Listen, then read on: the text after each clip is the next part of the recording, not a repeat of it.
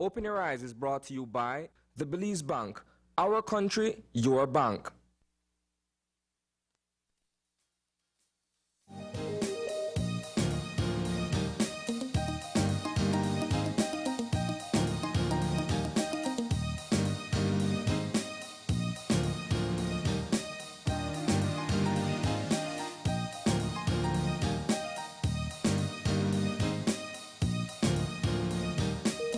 Good morning. Welcome to Open Your Eyes. Start your morning right. I am John Palacio. And I'm Marlene Cuellar. And thank you for joining us this morning. Hey, we're feeling the heat with the weather. Yeah. It's so early in the morning and my goodness, the heat is on. I'd say start drinking water from now. Yes, you need to make sure. And you know what? It's easily set, Just make sure you've got the alarm for every hour you get a cup of water. But the forecaster is on the line, forecaster Ronald Gordon.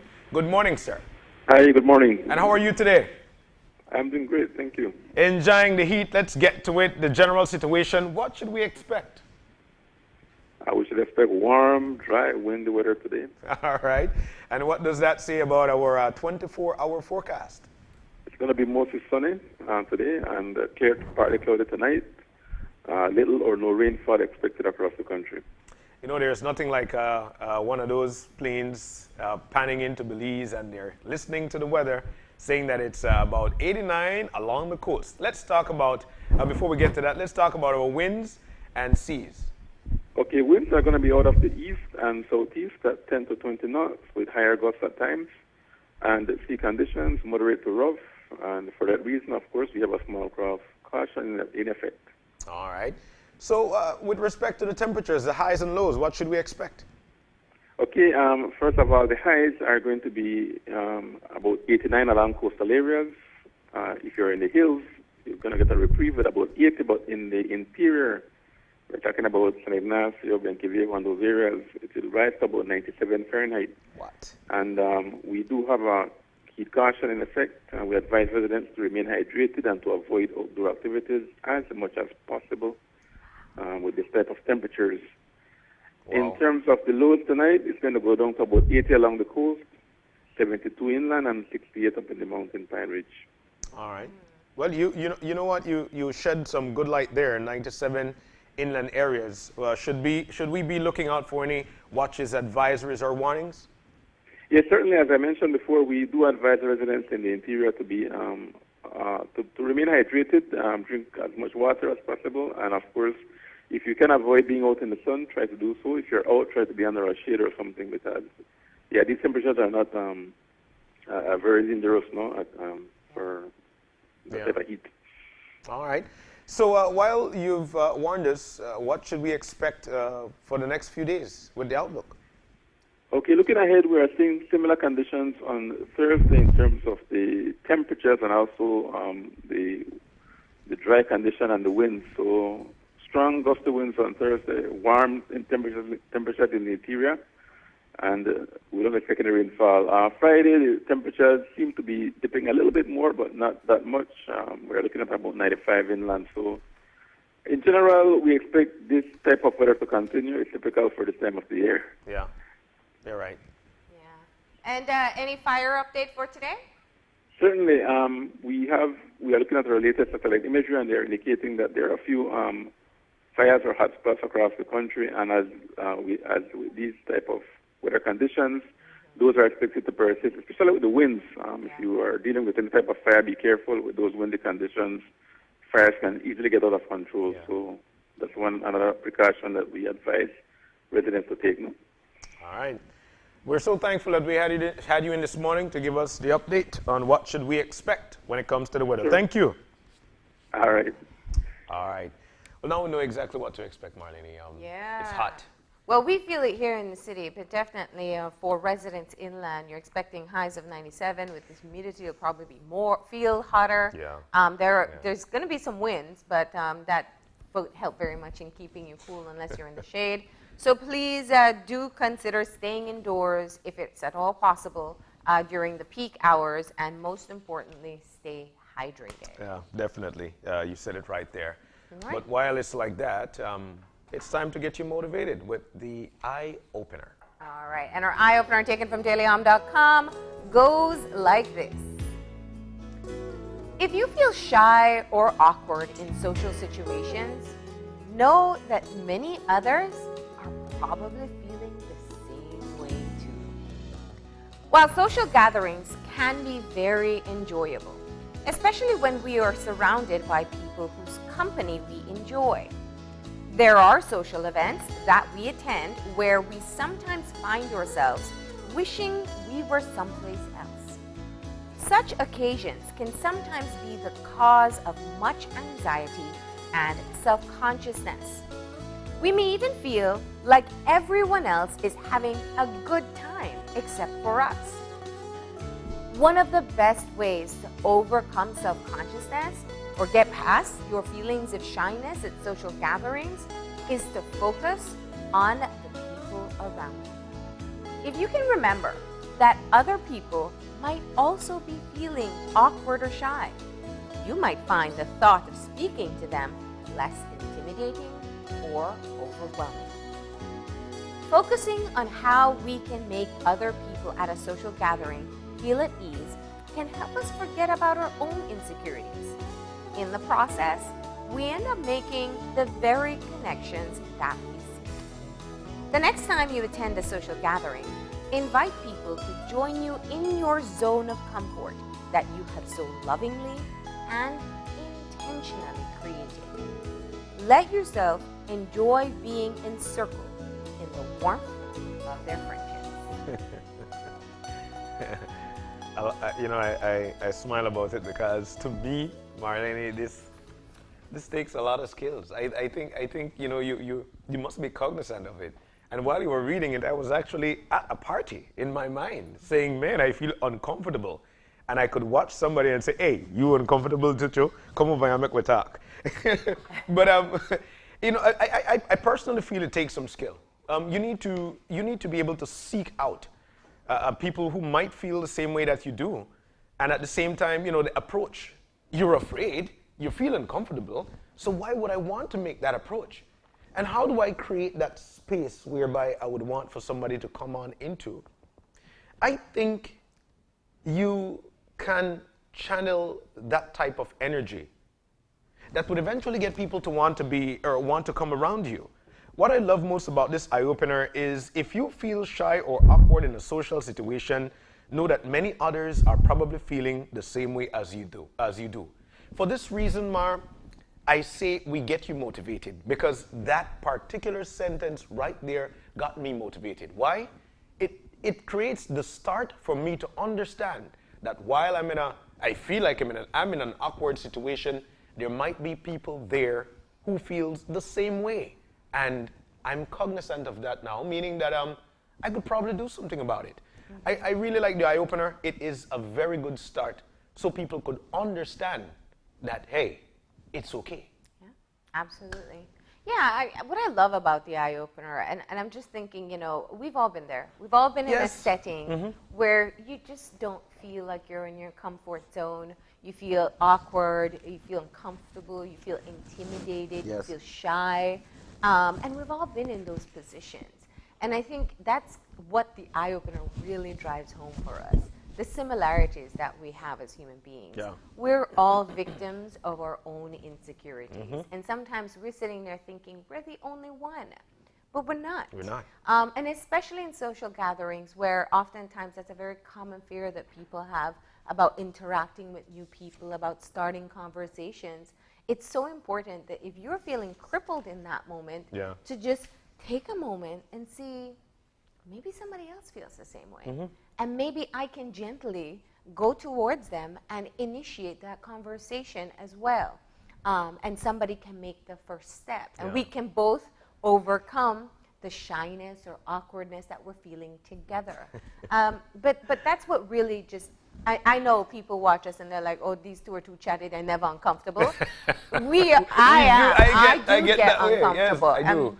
And it just depends on the setting. You know, if I'm with good friends, that's fine. If I'm with the family, I'm fine. But it just depends on the setting. So we've all been there. But just, I think the idea of recognizing that battle is universal for most of us. It really does help to take the edge off considering when you have to go into another awkward engagement. Yeah, I'll tell you what, it happens a lot, especially prior to the COVID-19 pandemic. Hey, I was invited to work function, and I'd like for you to go. And all right, so we're going. Yeah. But you get there, or if you're the invitee, you get there, and when you get there, it's like, I'm in a spot that I don't really know anybody, so I have to lean here. But there are times that person that you go with must go around socializing, greeting people, and then you're in a corner. But one of the best ways to overcome self-consciousness or get past your feelings of shyness at social gatherings is to focus on the people around you. Somebody feel exact same way as you do. Somebody does. So it's not a bad thing. All you need to do is to wrap your mind around the fact that you'll feel that way indeed, and try to create that space whereby somebody would want to say something, and that would get you a little at ease. I like it. All right, so that's our eye-opener for today. And if you're going into an uncomfortable space today, we hope that's exactly what you needed to really build yourself up and feel a bit more at ease for what you have to encounter. That's right. But we need to move on with our morning. That's how life goes. We move on. But one of the things I love about 5 is that there are always new things that's going on. We make sure that we provide to you with new things. And the newest kid on the block is actually a show called News 5 from Pandemic. Okay, all right. So yeah. COVID-19 a year later. Yeah, so we're looking forward to that. Mm-hmm. So yeah, I mean, we're still, and open your eyes as well, we're continuing with our conversations of looking back in the past year since we confirmed, or since we had our first reported case, I should say, of COVID-19, March 23rd, 2020. We saw our leaders get in front of the cameras and officially tell us that the pandemic that we saw spreading across the world was officially here, and everything that we knew prior to that time changed and continues to be very much different. So yeah, there's a whole lot that has happened, and so what we're doing is an extended news report. It's a news special report, and so we're going to have that on Thursday night, where we'll be looking back at some of the pivotal moments. It is fascinating when you think of it. Schools closed on March 20th. Our children have been out of school, formal classes, I should say, because they're learning at home, whether with distance learning or school packages, or just learning, some of the important life skills in their homes. Yeah. So children have been out of formal schooling for a year. Some people have been unemployed for a year. Yeah. And all of us have been adjusting to the requirements to stay safe during this time. So it's really interesting to look back at all of it, and we encourage you to tune in. It airs on Thursday night at 8 p.m. right here on Channel 5. And of course, you can catch us on other platforms as well. It'll be live on Facebook and streaming on YouTube. Excellent. So exactly. So now you know exactly what we've got planned for you coming up on Thursday at 8 p.m. Now, I could remember, Marlene, a year ago where we were sitting right here on set, and the news kept coming in terms of, especially while we're off air, and you would ask or say, new developments, and I would be like, whoa, what's next, And we continue to share that with you because we know for a fact that it is important for you to know, which leads me to tell you exactly what we've got planned for you for the morning. So we've got 2 segments, and this one, of course, is going to be on tourism 1 year later. It's a conversation we're looking forward to. Every day for the past year has been, what next? I don't know what's next. And so we'll be breaking things down with you. We'll have folks in to tell us all about it. Tourism a year later, the impact of COVID-19 on the primary income earner. Yeah, that's absolutely right. So we're looking forward to that conversation. In fact, we have several stakeholders involved. We'll be joined by representatives of the Ministry of Tourism, BTB, also the private sector, Belize Tourism Industry Association, and the Belize Hotel Association. So we have a really comprehensive conversation lined up. And tourism, their anniversary is even further back because, or it was actually a bit earlier because they started to see the fallout when the rest of the world was impacted. So there's a lot to catch up on where we are now and where we plan to go. All right. But to really put things into perspective for this morning, we wanted to share with you a recent news item that we did. And this was actually a story that our reporter from the newsroom documented in early January.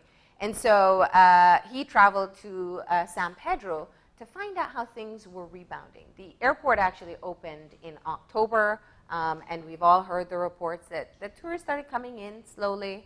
And so this is what it looked like back in January. I chose Belize because it is a beautiful, beautiful country with beautiful people, and it's so welcoming, and everyone is just so friendly and kind, and this is where we want to be. That is among the many reasons why tourists are still coming to the Jewel. But in what is traditionally the high season for the tourism industry, economic activity on Ambergris Caye remains sluggish. Today, downtown San Pedro was busy. Vehicular traffic along the main thoroughfares thick. But it was not tourists experiencing the wonders of the top tourism destination of the country, but instead local residents going about their way, trying to earn a living in these unprecedented economic times caused by the COVID-19 pandemic. Honestly, it's been really hard. You know, I'm a tour operator, and it's been almost a year, you can say, that, you know, haven't had any business. But with the local people, man, there's always a way. You know, we find ways how to eat pretty much and to pay the bills. That's pretty much all we're doing right now. In the early stages of the outbreak in Belize, Ambergris Caye was locked off from the rest of the country for 1 month. It was a drastic measure deemed necessary at the time by the government to contain the virus. But almost a year later, that decision is still haunting employers who are trying to keep staff hired and their businesses alive. First, the lockdowns, the Sundays they were closing, they will allow us only 3 hours to open. Now the lockdown, 8 o'clock. Oh, it's our workers, they're only working part-time. You guys have been losing money, right? Losing a lot. Our products being expired, some of them, we have to throw them away. Oh, in big way. Right now, you see things that pick up back, or is it still being affected? It's still being affected because no tourists, because of the lockdown. Because tourists doesn't want to come to the island if the lockdown is 8 o'clock. Quarantine regulations in place for months now restrict the opening of bars and have affected nighttime dining activities on the island, while hotels have transformed their restaurants into takeout only and delivery to offset the loss of revenues from dinner rush. It is still not enough. David Jenkins of Sandbar Beachfront Hostel and Restaurant breaks down what's been happening on his end. At this time of year, we're usually running about a 90 to 95% occupancy rate, and right now we're lucky to have about 25 to 30%. And that's actually looking good compared to the last 10 months since COVID really first started hitting. Obviously, we're in our traditional high season right now. So we're blessed with a handful of guests that are great at providing, going out on tours and eating at the restaurant and stuff. But in terms of what it would normally be, it is a fraction of business. Since March, since COVID started, we knew that the pinch was going to be bad. And we've focused and promised ourselves that we're going to make sure that every dime that comes in is going to go to our staff. Hopefully June, July we see, maybe not a profitable month, but definitely an uptick. Hopefully there's enough vaccination going around in the States and Canada that it gives a little confidence to a little more confidence to travelers there to come down. And obviously everything being handled here well, we're hoping that maybe June, July we'll see a nice influx. We've kind of chalked it up to maybe we can break even. Definitely not literally, obviously hope for profit, but we're not expecting it. Since the start of the COVID-19 pandemic, the data shows that economic activity on the island is down drastically, causing many businesses, including shops and hotels, to shutter, leaving thousands unemployed. Minister of Blue Economy and Belize Rural South Area Rep Andre Perez says that there is no overnight fix, but hope is around the corner. To be honest, San Pedro and Kikaka were the first people to diversify because we were a fishing village once. So from there we diversified to tourism, embracing tourism. So now we are learning that we learn a lesson that placing your eggs in one basket is not a good idea. So two things are happening right now. We realize that in the future for tourism, we have to find something else alternative to hold us forward. So two things. One, we're working as the minister in the blue economy. That is a serious thing we're looking at right now as developing fisheries in terms of back to the fishing industry, how best we can do that. And that's what we're working through the Blue Economy. Secondly, as well, as a representative of Belize, so we are also working in the BPOs. Dwayne Moody for News 5. As we said, that was back in January earlier this year, and we'll be able to hear more directly from the stakeholders as to what that situation is now, 3 months later. Definitely. So like we mentioned, we'll be diving into that conversation. It's going to be segments 1 and 2 that we talk about tourism a year later, and of course the impacts of COVID on the primary income earner in our country. And of course, we'll be wrapping things up this morning with folks from Smart Belize on their latest promotion. We're about to take that break. Just before we do that, I've got a birthday shout out. You know, Marlene, there are people, and then there are people who actually touches your heart. There's an ultimate for me, and that's Catalina Reyes in Punta Gorda. And I always talk about her on the show. She's my mom. Happy birthday. This is her birthday week, and she celebrated the best way possible. Back in the days, we used to do this and that. There's a pandemic, and so we're not able to, but the mind works for us.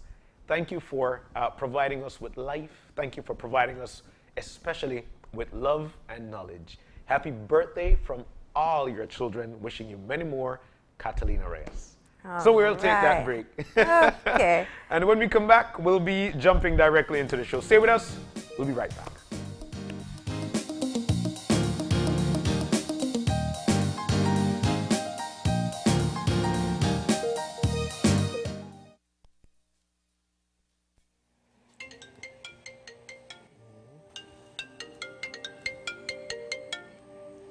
Hello? Okay, sure, I'll be there.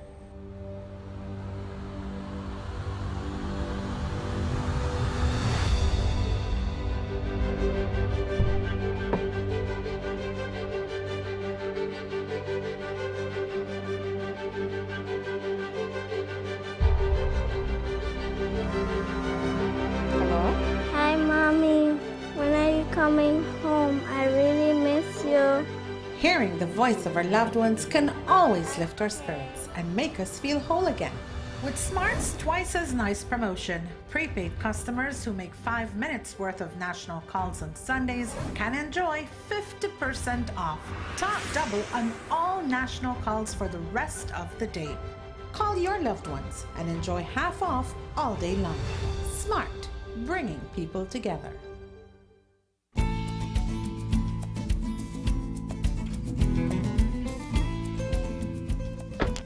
Hola, Tony. Hey, Kevin, ¿qué onda? ¿Qué pasa? Nada, le vine a buscar porque necesito comprar más mercancías de vasos y platos desechables para mi tienda de comestible. Me estoy quedando sin esas cosas. No, hombre, fíjate que desde el 15 de abril no puedo importar nada de eso. Y se me acaba de terminar todo lo que tenía hace como 3 semanas. Oye, pero nunca has estado sin esas cosas. ¿Qué está pasando? Mira esto.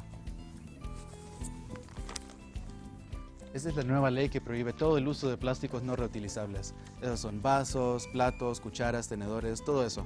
Desde 15 de abril de este año no he podido importar nada de eso. A partir del 15 de enero del 2021 nadie puede fabricarlo. 15 de abril 2021 nadie lo puede vender. Y a partir del 14 de julio del 2021 si alguien te agarra con eso, te multan. Híjole, no sabía eso. Necesito cambiar algunas cosas. Les diré a mis clientes por qué esas cosas ya no están disponibles. Gracias, Antonio. Así es, cuídate.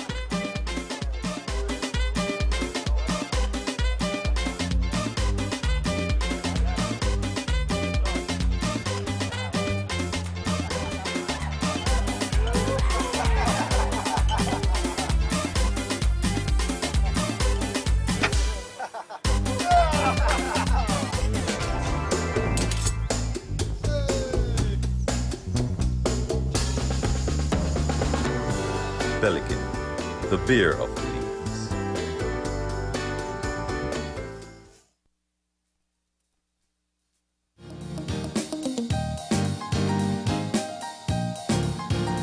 Welcome back to Open Your Eyes. We're moving now into our first segment.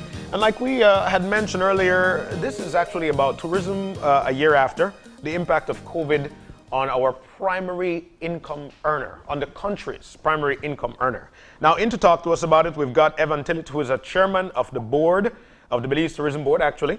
Nicole Solano, who is a chief executive officer in the Ministry of Tourism and Diaspora Relations. We've got Stuart Crone as well, who is the president of the BTIA, and also Ted Tejada, president of the Belize Hotel Association. Guys, good morning and welcome. Good morning, John and Marlene. Good morning. Good morning, John. Good morning, Marlene. You know, so earlier this morning, myself and Marlene, we had a great conversation, especially with respect to the eye opener, and it's about feeling different when you're in a crowded spot. Our country got in a crowded spot, not knowing how to deal with it, and it impacted, for the most part, primarily the tourism sector of this country, the primary income earner. And I'd like to throw this out first, of course, to Evan. It was crazy at that particular time. We're still in a very daring situation right now with respect to tourism. Let's talk about 1 year ago, Evan, and your thoughts, your feel, and how you think we coped at that particular time. And then we move from there. Well, a year ago, basically tourism stopped.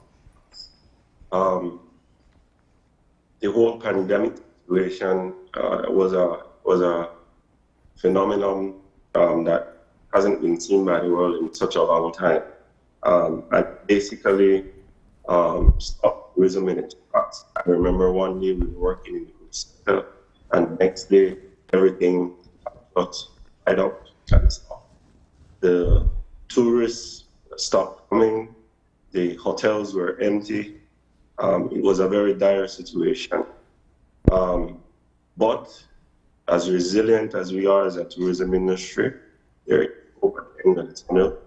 And we are here at the BTB and the ministry, and guided by our Minister of Tourism, Mr. Anthony Mala, who has a lot of passion for tourism and has very exciting ideas on how we can.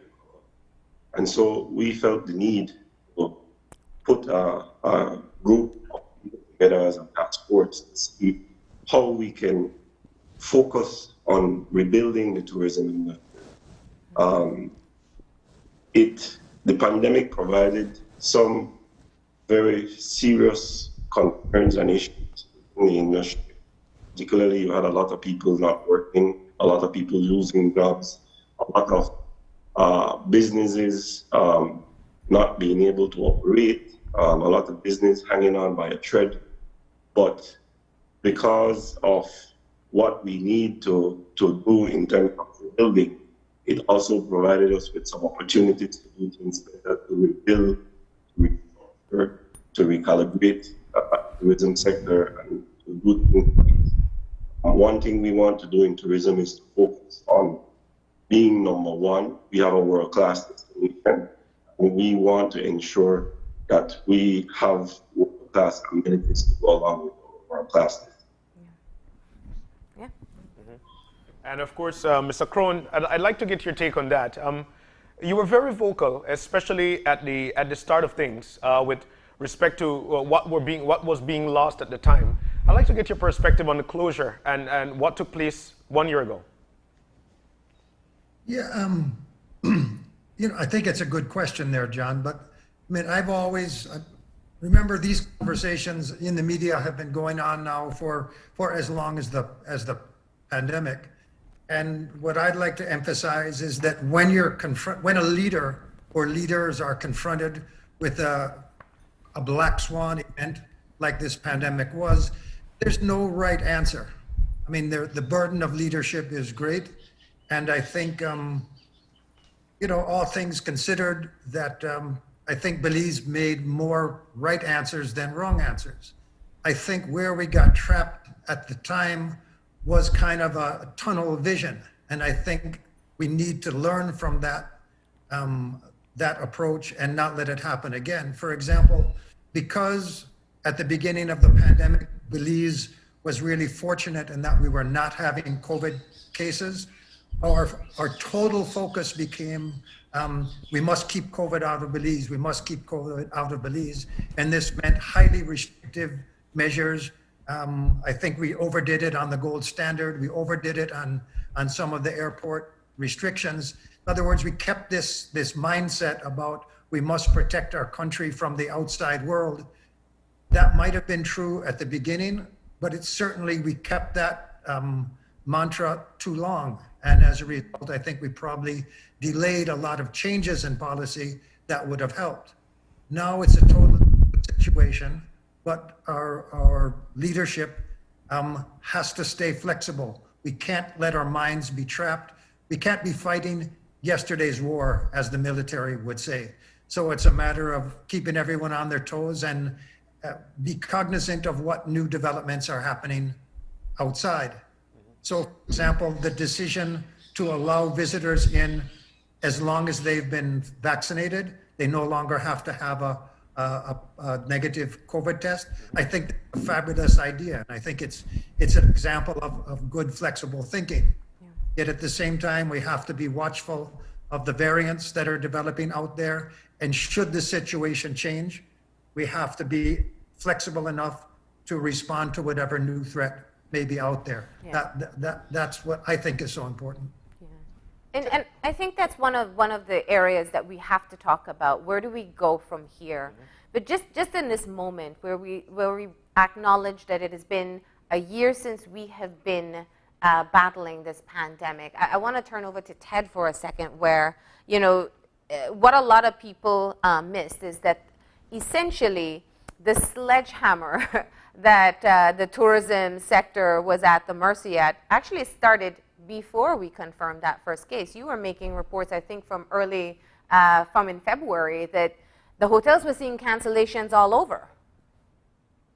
Good morning, Marlene and Jan. Thank you very much. And yes, I think back in February, we came to the TVs seeing that cancellations within a week just washed away for 8 months.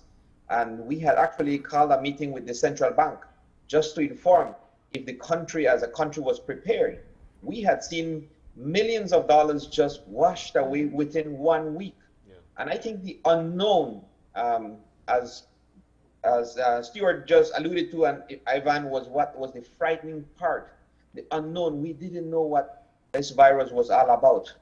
But by now, we have been in contact. We know someone that has been affected, someone that has gotten over the virus. I think right now, the place we are as Belizeans, we know more about the virus. We are more comfortable how to deal with it.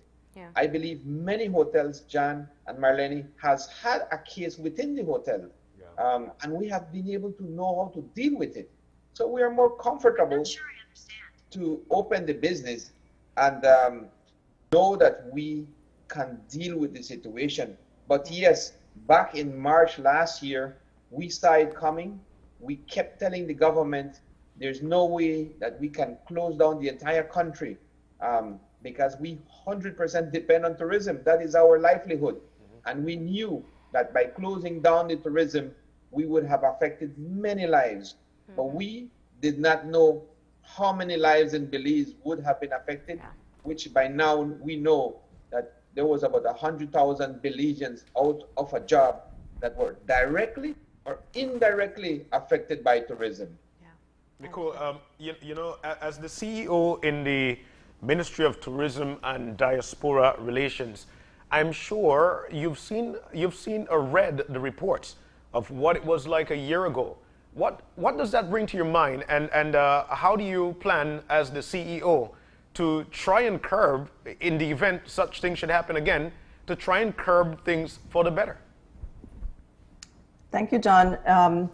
As we've been hearing from the chairman and both presidents, BTIA and BHA, There is a very important need to balance the economic recovery and health. So over the last 4 months, what we've been doing is working very closely with the Ministry of Health to ensure that the reopening of tourism can be done safely. That's the priority. So we know we have to open tourism. We know we have to maintain an upward trajectory. We need to keep going forward and continue to open, but it has to be done safely. So that balance is really key for us, working together with health, having them understand what tourism needs, and us understanding the implications for health. So that collaboration between health and tourism right now is a priority. As Stuart mentioned just now, really the opening and the relaxation of measures will be key, but the message to the tourism stakeholders will be to operate safely according to protocols. We cannot forget to be using our masks. We have to keep social distancing. We have to ensure that any tourist that is positive, which thankfully the number of tourists that have been tested positive either on arrival or on departure is currently very low. We have to ensure that we take care of those positive cases as low as the numbers are to ensure that it doesn't become an issue. So that will be our priority going forward, trying to relax measures as much as possible, but ensure that any situation related to health is handled carefully. Yeah. CEO, can you shed some light that there must be some damage assessment to the fallout of COVID to understand exactly what the impact has been so far? Yes, Marlene. Well, you know, this is a global issue. I don't need to say that. Within Belize, our tourism has fallen significantly, and we're currently at numbers about 20%. We're looking this year to get back up to about 50% of 2019 numbers, and that's a rough estimate. We want to be optimistic. We want to say that toward the end of the year, we will see a much better high season than we did last. The numbers are slowly increasing. We're seeing increase in arrivals at the international airport slowly.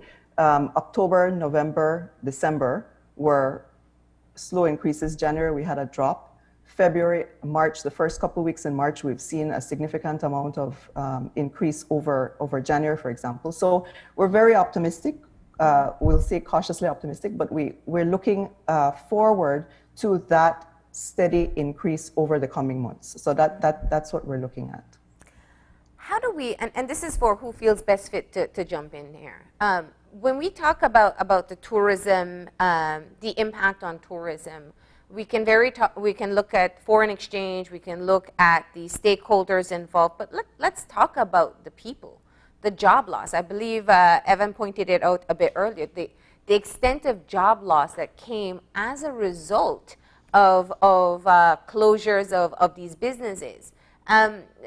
You know, what is the status today? How many of these properties and stakeholders have taken back on their employees? What do we know about that situation? Marlene, that I know, we have a little bit over 570 hotels that have actually certified the gold standard to operate. One of the things that we had to do was to certify to be a gold standard in order to be able to host an international guest. The certification was actually training in how to clean your hotel, sanitize the rooms, especially if someone is positive. That has been very helpful. We can say, I can safely say that for this Easter, we did a census, and we have about 50% of our hotel members of the Belize Hotel Association that are fully booked for the Easter break. It does dip right after that. And we do see that I would even venture to say 20% of the occupancy for our hotels are Belizeans traveling within our country. That is one of the things that is good, that the borders are still closed. We cannot go to Chetumal and Cancun, and Belizeans are venturing within our own hotels and our own country to explore. What that has happened is that has forced many hotels to rehire people. So the rehiring process has been about 20 to 25% from what was laid off during the pandemic. So we still have 75% of the employees that were let go from when within the pandemic, when it hit Belize, that are still not employed by the tourism sector or presently are working in call centers or other industries that are not directly related with the tourism sector. But there's been a 25% of employees that have been called back to work for the hotels. Okay. Yeah. So while there were a lot of cancellations, and I'd like to get Mr. Cronin on this, while there were a lot of cancellations, there were a lot of people who might have booked and said, you know what, we'll eventually wait it out and see what happens. What are you seeing from your standpoint in terms of people who have booked, then they postponed and now decided to come back into the country? Are we seeing a rise in that? Are people taking it up? What are your thoughts? Yeah, when the pandemic first started, the biggest challenge for any hotel owner or manager was how to minimize the refunds. So you were forced to devise a way, and there was no one perfect way. But as was mentioned earlier, the potential drain on foreign exchange was huge. And there was no hotel that had adequate reserves to start refunding that in cash. So we had to be, all of us in the hotel industry and the tour industry, because don't forget, people also prepay their tours in many cases. We had to be very creative. In some cases, it came down to special offers. So you say to the person who wants to cancel, who has sent you an email that says, I want my money back, you have to give them a lot of things that are non-cash. So everyone was faced with that challenge. Once you got over that hurdle, depending on how well you got over it, the next challenge became, okay, you were successful in not refunding those people and getting them to make a reservation for the future when they thought the pandemic would be over. So you had people rescheduling their stays for 2 months in the future, 3 months in the future. Well, 3 months goes by and the pandemic is getting worse. So they write you again and said, well, I want my money back. Well, you go through the same song and dance trying to keep the money in your pocket instead of theirs. So they reschedule again for 3 months in the future. And on. So the industry has people who have rescheduled their stays 4 and 5 times. Yeah. You have people who have postponed weddings and honeymoons and all these kind of special, postponed them 3 and 4 times. I think where we're seeing it the most now because of this, the real COVID crisis now focuses on Europe.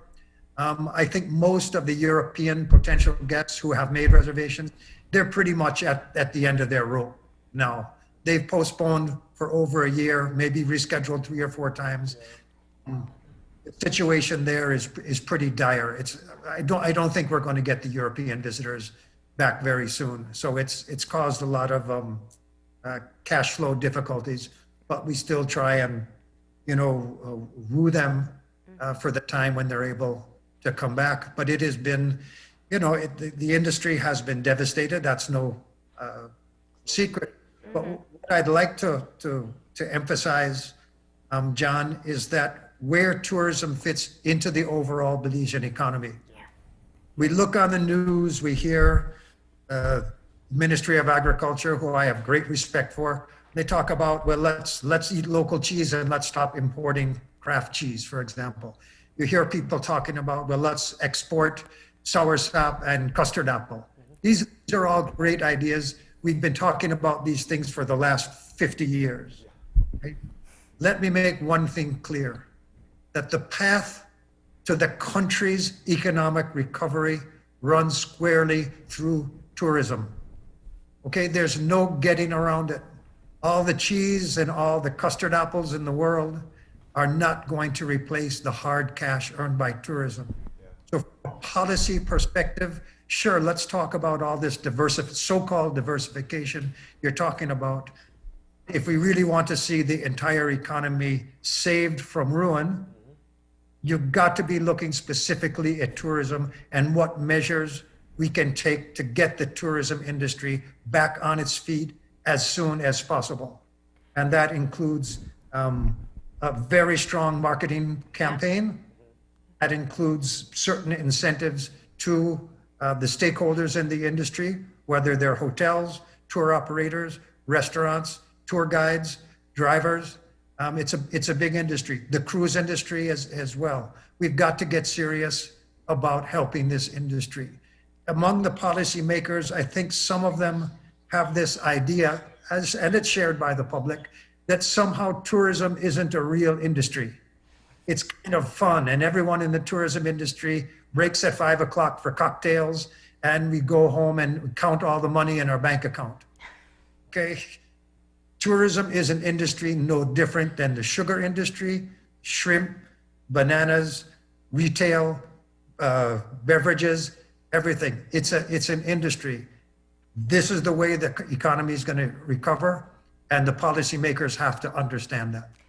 Well, I think just seeing the fallout of the complete closure of the tourism industry is enough to show how important it has been to our economy.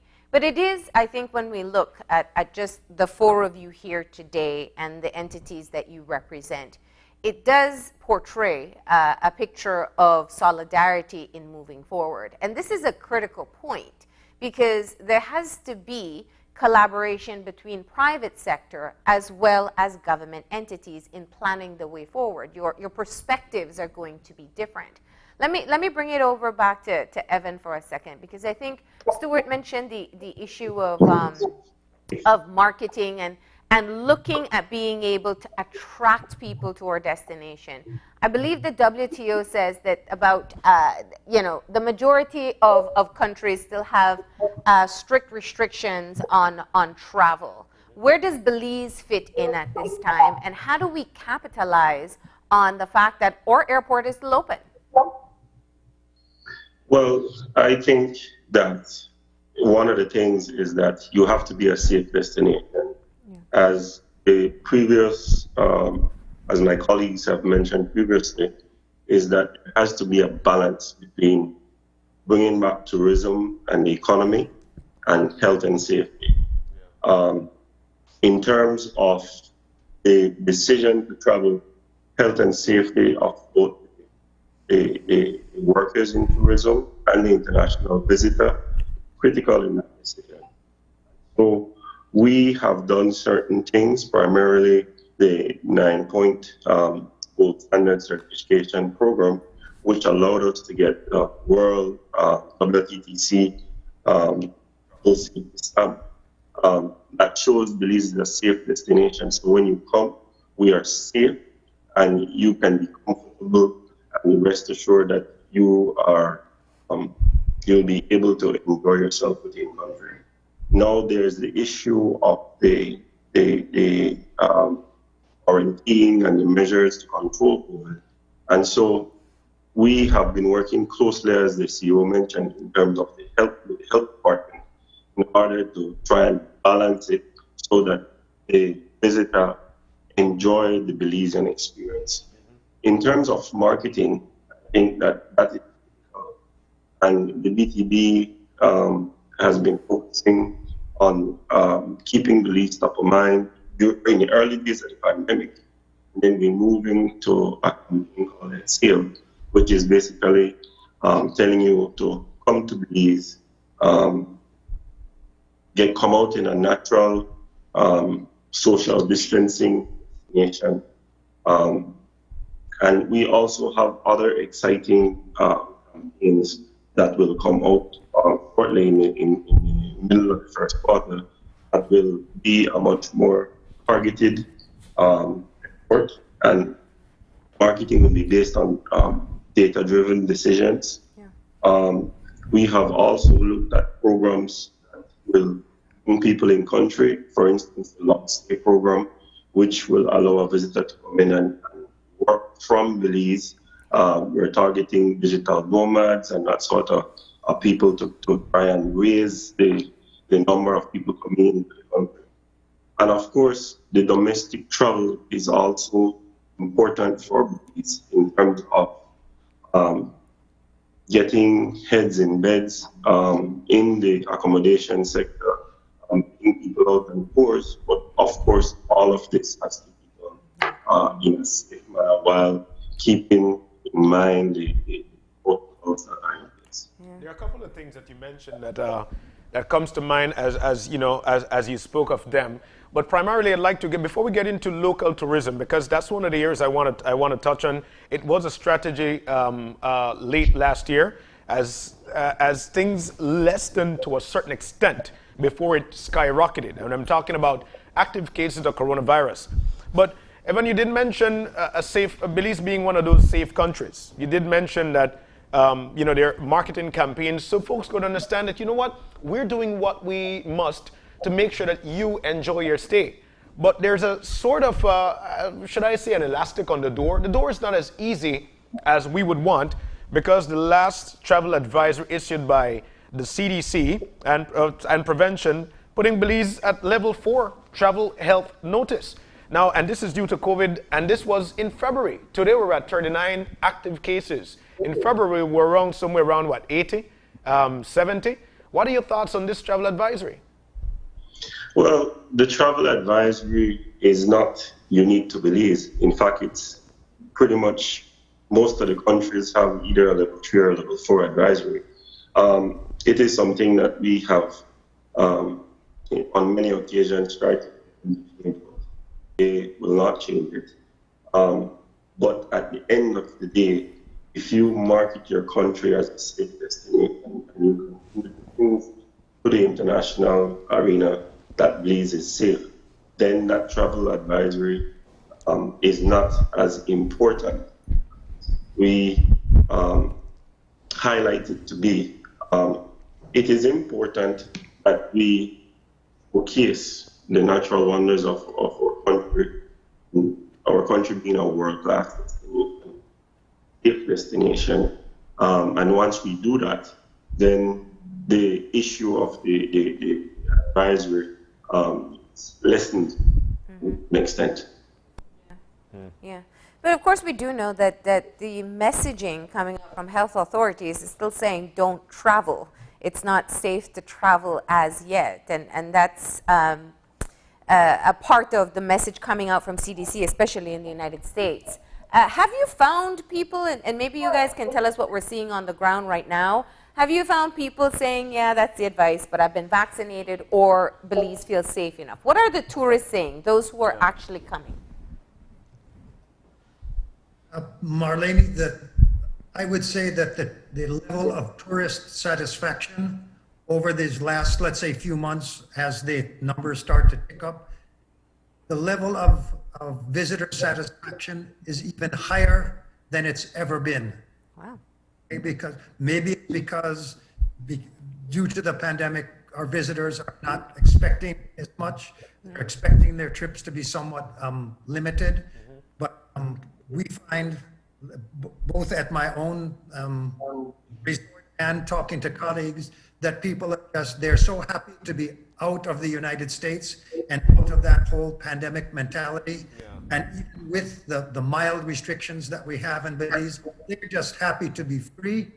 They're happy to be in a place with great weather, and they're happy to be with people who really appreciate their being here. And I think that's one of the best things we've got out of this experience. And it's reflected in the stakeholders, in our collective staffs in the industry across the board. Our people are so happy to be involved with good, happy people. It's been a real morale booster. Yeah. CEO, can you tell us a bit about that, the surveys that you're getting and the responses we're receiving so far? And also, I do want to get to one of the points made earlier about being flexible. That story we showed earlier in the show was back in January, when there was still an 8 p.m. Curfew.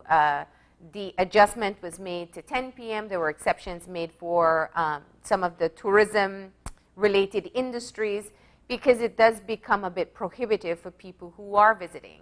How do you approach making changes like these as they arise, as the need arises? Marlene, let me say that the interaction that we've had with the police and the Commissioner of Police has been very positive, because enforcing the quarantine restrictions is part of what it is that, that's their responsibility. And they've been very lenient on the tourism industry specifically because of the need for economic recovery. So we've been able to request things like, if you remember earlier on, the curfew was at 6 o'clock, or you can't sell alcohol beyond 6 p.m. Yeah. You can't, you must be in by 8 p.m. So it's really been, over the last few months, it's been a gradual increase to 10 p.m.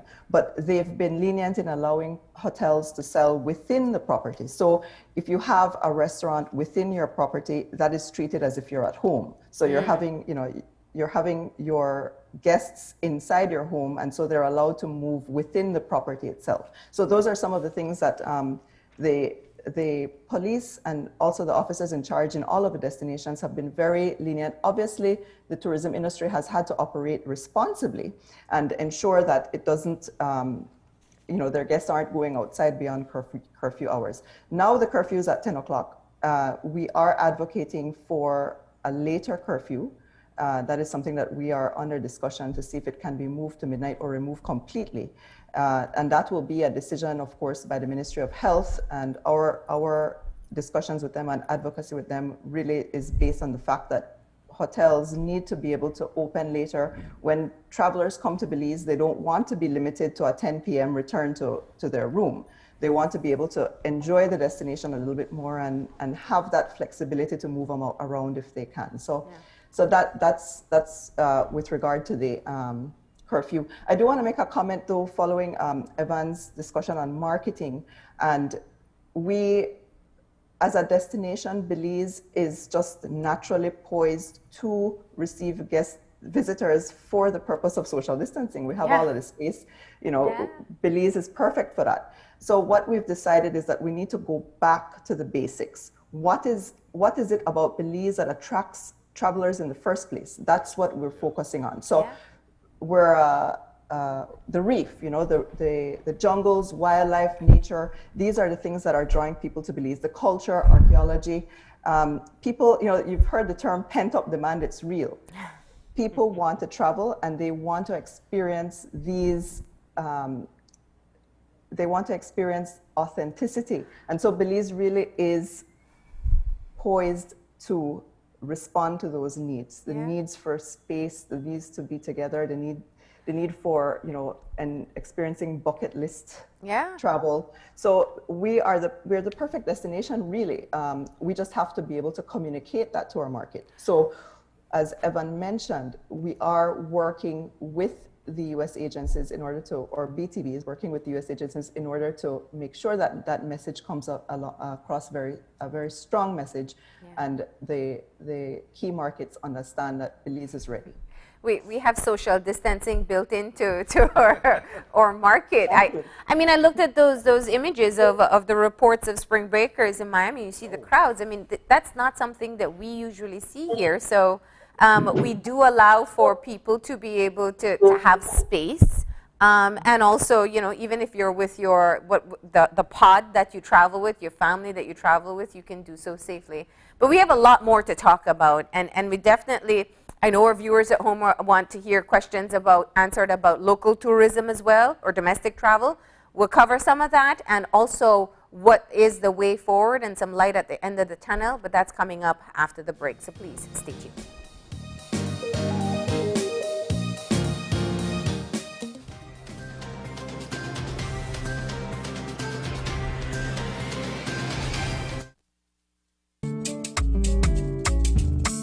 If we are only as strong as our families, businesses, institutions, and the communities that surround us, then by giving businesses the power to grow, entrepreneurs the ability to expand, and by giving our families the right to own something, the Belize Bank gives you the power to build a nation, our nation.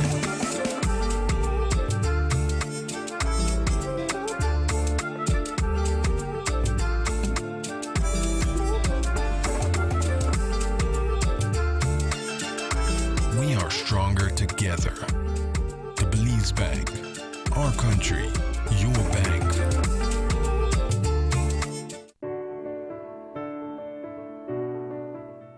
Research on the impact of COVID-19 infection on pregnant women is limited. Right now, pregnant women are at higher risk of severe illness than the general population. Pregnancy can affect the way a woman's body handles respiratory infections. If you are pregnant, protect yourself against COVID-19. Wash hands frequently using soap and water for at least 40 seconds.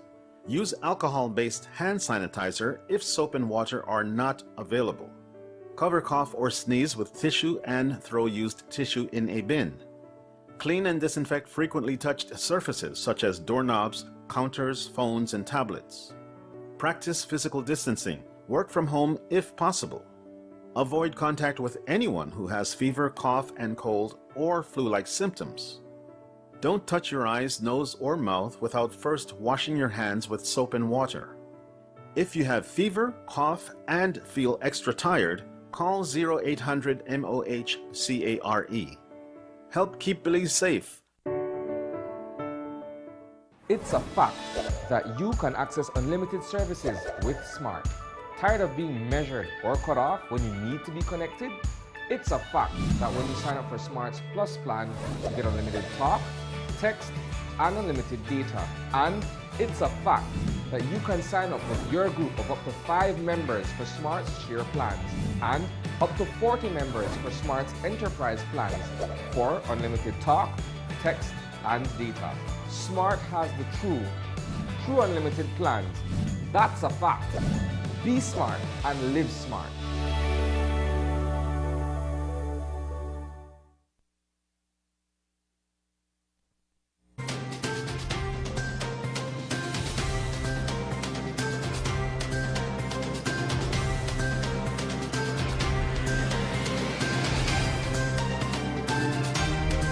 Welcome back to Open Your Eyes. And like we mentioned, this is actually a two-part conversation on tourism a year later, of course, and of course the impact of COVID on our primary income earner.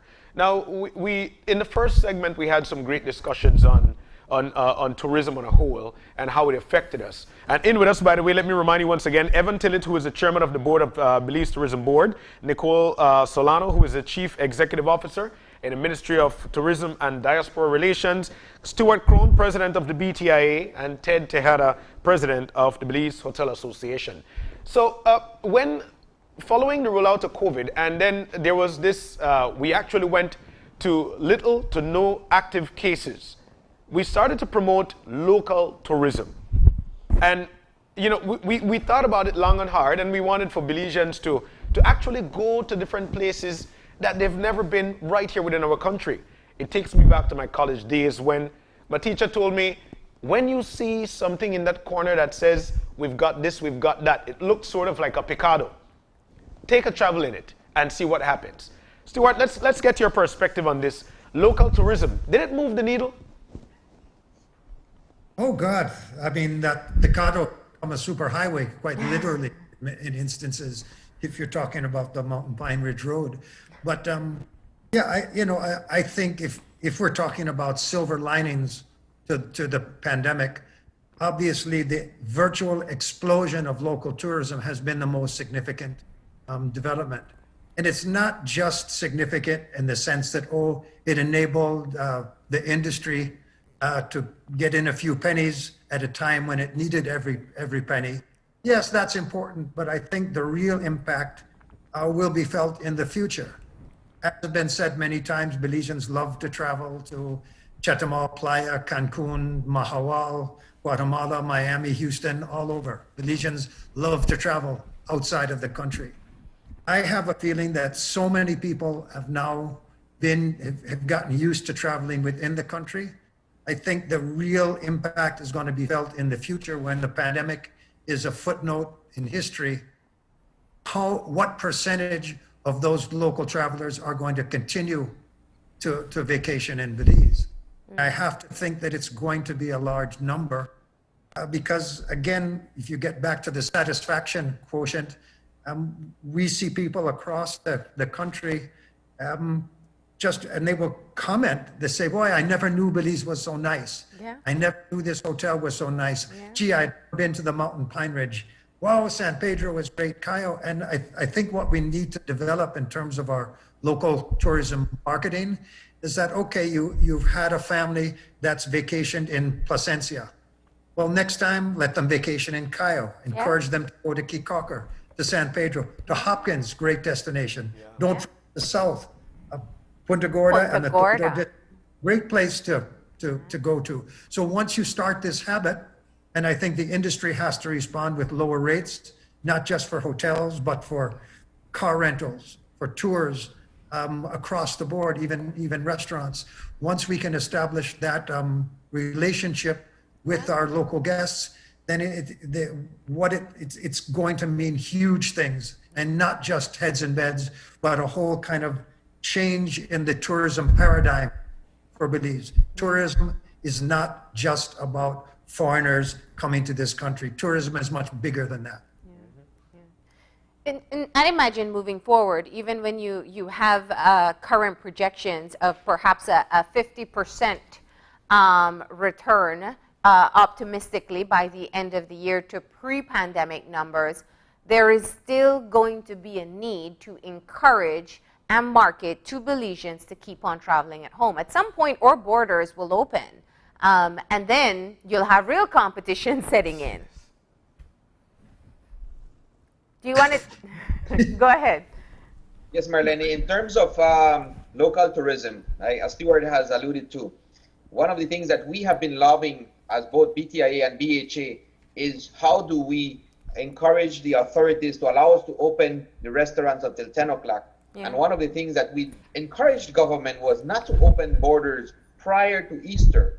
And as I alluded earlier, I mean, I was surprised yesterday to learn that more than 50% of our member hotels of the Belize Hotel Association, which we represent, more than 60% of the gold standard hotels are completely full during the Easter.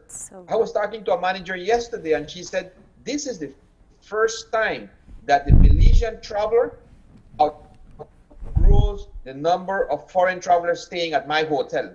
And I must give kudos to the government for listening to us, for not opening the borders prior to Easter so that we can test this strategy. Yeah. And once a Belizean has tested and tasted what Belize has to offer, I can believe that that is going to be for the future. Instead of driving from Belize City all the way to Cancun, which takes you about 9 hours, you can take a 15-minute flight and you're in San Pedro. Yes. You can take a 3-hour flight and you're in Placencia. And you don't have to take an entire day to actually see the beauty that Belize has to offer. Sure. And another thing that was alluded to is 42% of the tourism that comes to Belize is what you call return tourists. Yeah. Are tourists that have come to Belize, have enjoyed the country, and they fell in love with Belize.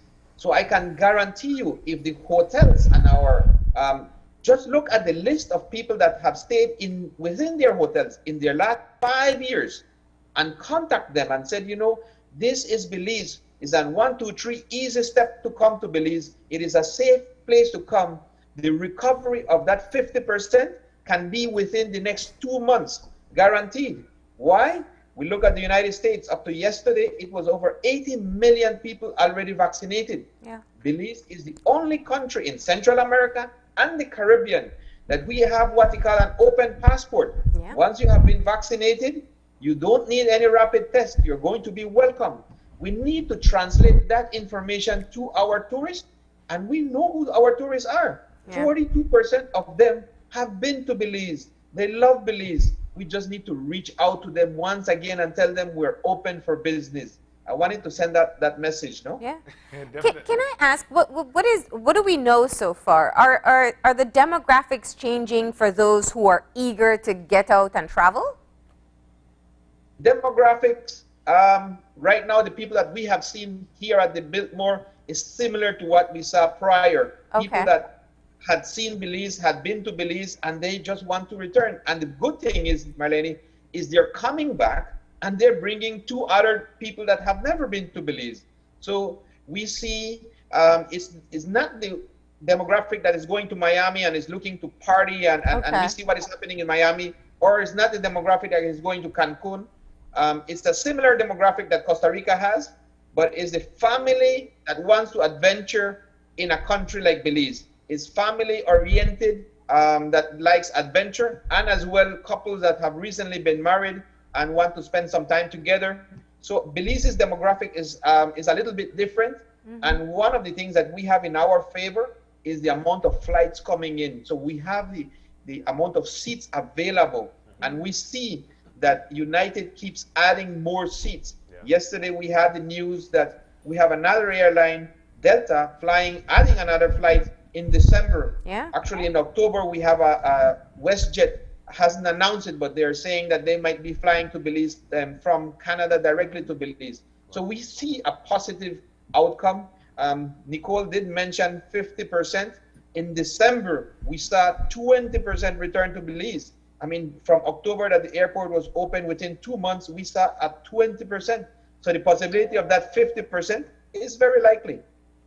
So, you know, Ted, when you mention Biltmore, instant that comes to mind, Oscar B. It's not going to be too long before he gets back to Belize and go right there. Now, I just want to make sure that we are allowed to. We're not going to disrespect the social distance until Ivan gives us the go ahead. We were going to bring Oscar B.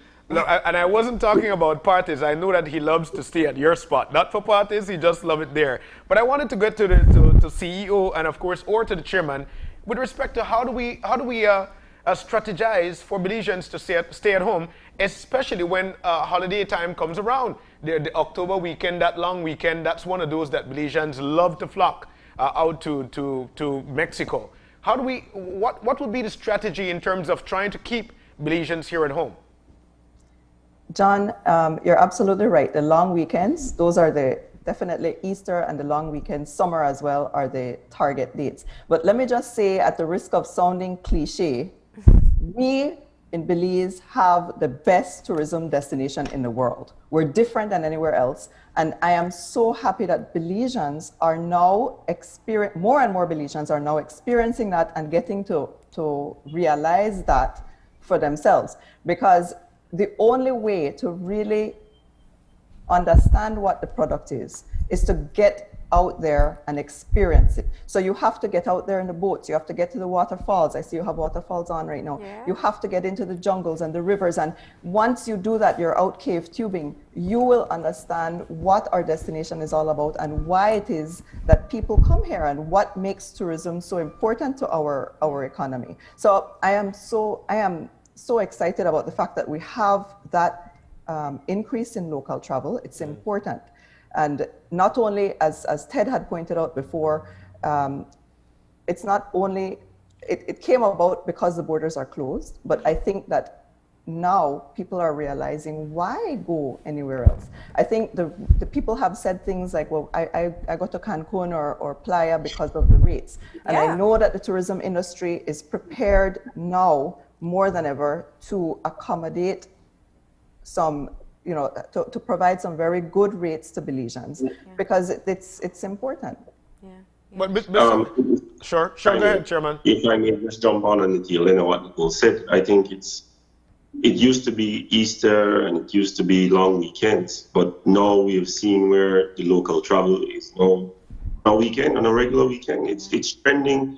You see people in Mountain Pine Ridge, you see people in San Pedro, in Placencia, so really what has changed is that there are now special rates, and the hotel sector, the accommodation sector, now targeting the local travel. And when people feel like they're getting a deal, people are motivated to travel. Trending thing on all social media platforms. When you see Monday, you see everybody posting Mountain Pine Ridge, on the beach in Placencia, on the beach in San Pedro, so those are some of the things that are very important for us to do.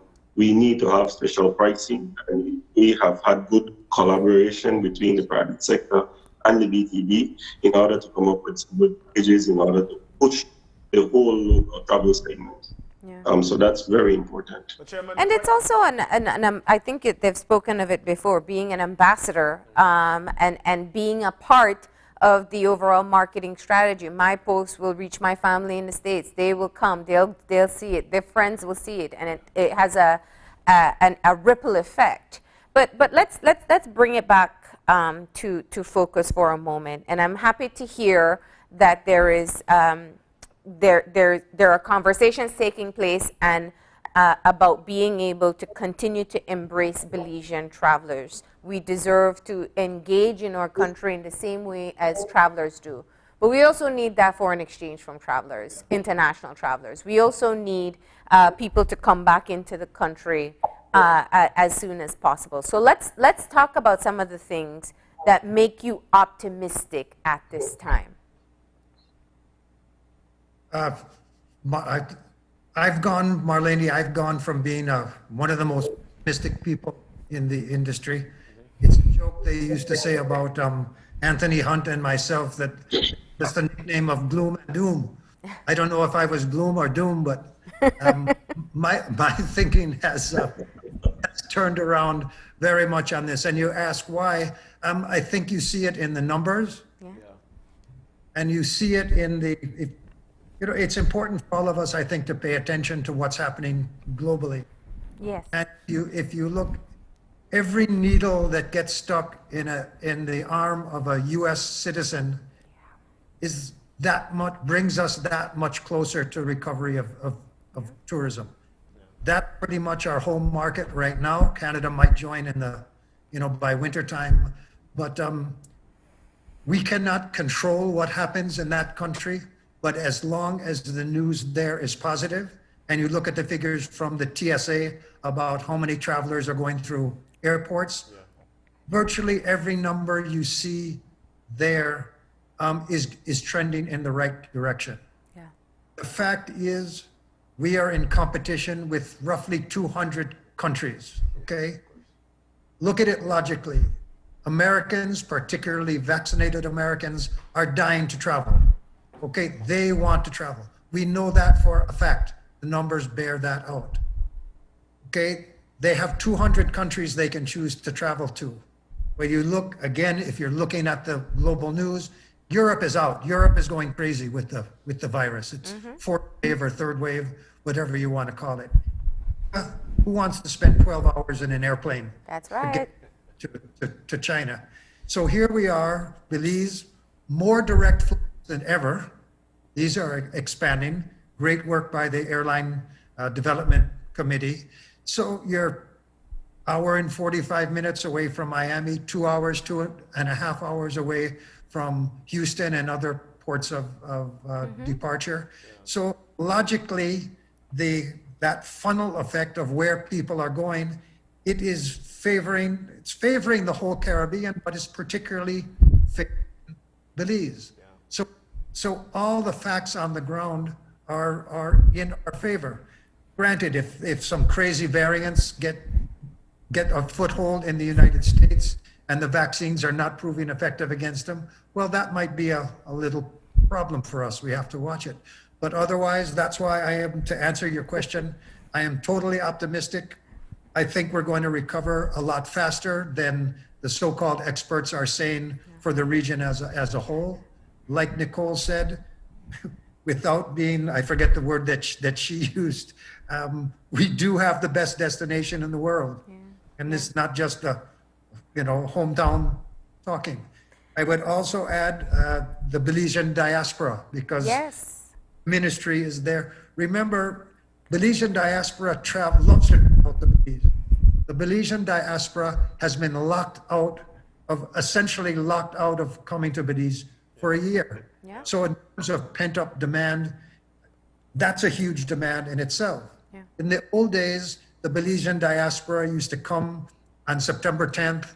They used to put 10 people in a bedroom in their relatives' houses and then go back home having spent very little money. Today, I can't tell you what's happening with the Belizean diaspora, but they're not jamming 10 people in their relatives' bedroom. They are staying at hotels. They're staying at some of the best hotels in the country. Yeah. So this is a huge market.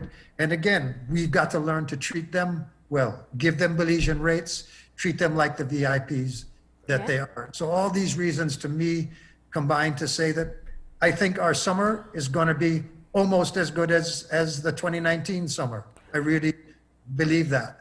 Well, I was going to ask that question because this is actually moving into what would be our slow season.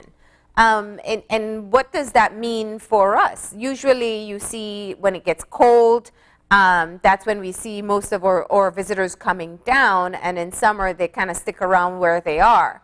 Are you still pushing for people to come in during summertime and this time when it would usually slow down for us? Marlene, one of the things that we see when we can sit down here and actually just operate the hotel and say, you know what, we think that we're going to be 50% down by October. How do we actually know these numbers? We actually have flights added. Just last week, United added Denver, Chicago, New York, and they're adding twice and 3 times for the week going into July and August. These are the dates that they would normally start cutting flights back for Belize because this is what you call the slow season. We don't see that this year. We see them adding 10 flights going into May, June, July, and August. So that tells me if the airline is adding flights, they're just not adding flights because they want to run a flight from Miami or Houston to Belize, an empty flight. They're seeing the demand of people searching for flights to Belize. And that is why it is important that we as Belizeans and property owners start reaching out to our friends in the US that have traveled to Belize and saying, we're open for business. We have the flights available. And not only that, the rate is very accessible at this moment in time. And as I repeat, we're the only country in Central America and the Caribbean that have said we're accepting your vaccine passport to come to the country of Belize without having to do any tests. So it is very optimistic when you see airlines, which we actually need, because we can have a hotel with 100 rooms, and there's no way, if you want to cross the border from Mexico to Belize, there's no way you can cross at this moment. It is completely closed. But if you're having flights with full 150 seats available, it shows us on a positive way forward that there's the air seats available to bring the tourists from the United States to Belize. That is what we can see. Can I add, Marlene, to what Ted just mentioned? COVID has changed everything, and it's changed our seasons. So we have to move full steam ahead as if there was no summer season, as if it, you know, we have to operate as if we are looking for tourism year round. We expect that they probably traditionally August and September are the slowest months of the year, and we anticipate that that will be the case again. But summer travel is actually looking very good. So we're not easing off. We're pushing full steam ahead for summer and the winter season. Yeah. Wow. How important is it that we keep our numbers low and keep our COVID situation under control? That's very important. And in addition to what Stuart mentioned earlier with the main markets being vaccinated, I think we've reported before that our minister has secured with the Ministry of Health an allocation of 8,000 vaccines for the tourism industry. So that is supposed to be rolled out soon. We are in the process of accumulating the data in order to provide that to Ministry of Health, and Ministry of Health as well is doing a lot of that on their own. So we want, in addition to our market to be vaccinated, our tourism industry to be vaccinated. So that's important in order to be prepared to receive the tourists that we expect. Before we get into our way forward and what we'd like to see, I wanted to roll back to one thing, and it's actually with respect to local tourism. Now, Belizeans, yes, would like to go across to Mexico, and Chairman, you did mention pricing, and we'd like to drop the prices so Belizeans could continue to, patronize what we've got here at home. But one of the things that they continue to say is that they go across there for the service. How do we plan on changing that particular aspect of local tourism? Well, I will answer this question like this. There is a plan to get back to pre-COVID numbers, which is 500,000 overnight guests and 1 million cruise visitors. There are 7 key areas that we are looking at in the recovery plan, which needs to be basically endorsed, where we will focus, I will answer that first. We will focus on building and training. In fact, what we want to do is to actually start a hospitality institute, training institute, so that we can continue to focus on service excellence in this country. We have a plan for this fiscal that will focus on key training areas that will allow all the frontline workers to be trained to ensure that our guests gets that world-class service that we in line with our world-class product. But in terms of the plan and the way forward, we have 7 key points that we're focusing on. Our marketing initiatives has to be targeted on domestic travel, the long stay program, enhanced communication, data-driven decisions. In terms of the airlift, to get back all the pre-COVID airlines, to look at new routes, look at private aviation, and of course see where we can get the airport expanded to offer more efficient and more high value service. In terms of the industry, because that's an important part of the entire we want to have a stimulus package to those tourism businesses that are hanging on by a thread in order to survive until we can get numbers in country, so that we can have that economic activity that will move tourism forward. In terms of health and safety, we'll continue to roll out those standards, not only for the accommodations, but for all the sectors within the tourism industry.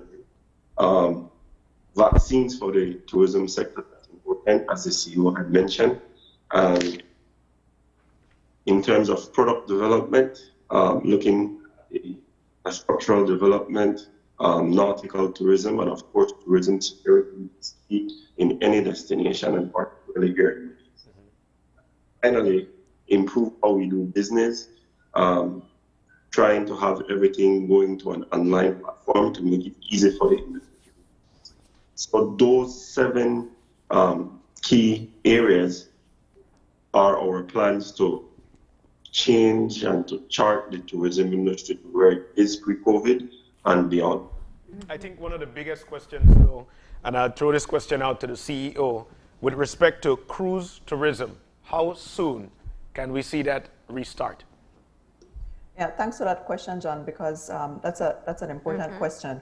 There's no set date currently for the restart of cruise. We have indication that cruise will return end of May, early June. That doesn't mean it returns to Belize on those dates. We're looking at those dates as potential return to the Caribbean and the area. We're seeing right now some of the destinations like are having home ports. So they're, instead of having the tourists depart out of the US, which is a restriction right now by CDC, the travelers are traveling to, for example, the Bahamas or St. Martin, getting on the cruise ships there. And so that does pose additional opportunities for a potential earlier start for cruise. So what we're doing right now is we're working with the tour operators that handle cruise tourism within Belize, ensuring that they're prepared and that they're getting prepared, so that when cruise does return to Belize, we're ready to start. It will be in phases, so it won't go immediately back to the way everybody's accustomed to cruise.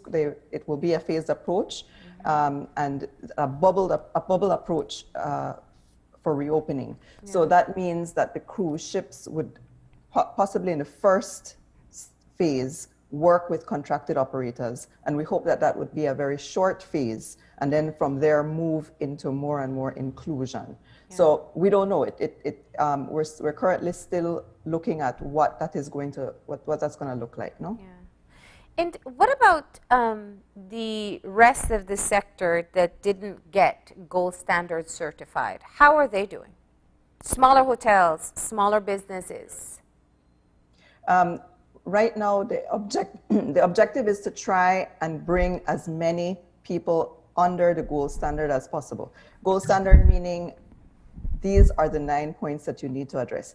Depending on the property or depending on the attraction or the tour operator, individual businesses can make whatever level of investment they wish to make, but it is affordable. And I know that the chairman has additional details on that, because there is an outreach program to try and bring in as many people within the industry under the gold standard so that they can operate. Yes. It's not just for the accommodations, but we are looking into liveaboard, store operators, gift shops, restaurants, tourism sites, and we are actually now doing a training for the water taxes that should be launched, I believe, today, if I'm not mistaken. So we are trying to get everybody within the sector to be gold standard certified, because it sends a message that Belize is safe. Come to us. Is it cost prohibitive for the smaller businesses to get the certification? No, it's not cost prohibitive. I think you can determine the level of the cleaners, the products that you need to utilize. But there's a number of products, but it's not cost prohibitive.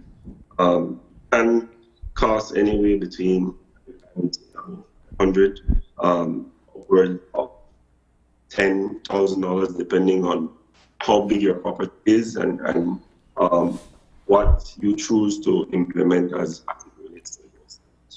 For example, Marlene, if you walk into the Biltmore, you have all of it is automated. You walk up to the thermometer and you don't have to touch anything. So that is a larger investment. Or you have some of the dispensers on the wall. You know, these are that automatically dispense the hand sanitizer. So it is up to the individual property to determine. You can do that with any thermometer. You could have a spray with your sanitizer inside. So it depends on the amount of investment that you are prepared to make, as long as you are meeting the 9 points that the chairman spoke of. No?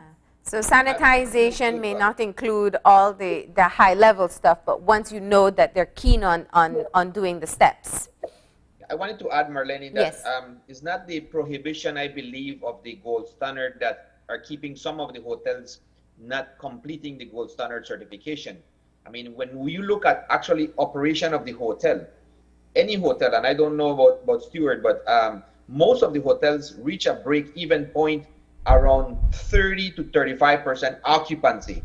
And we spoke that Belize as a country, in December, we had reached 20% occupancy as a country.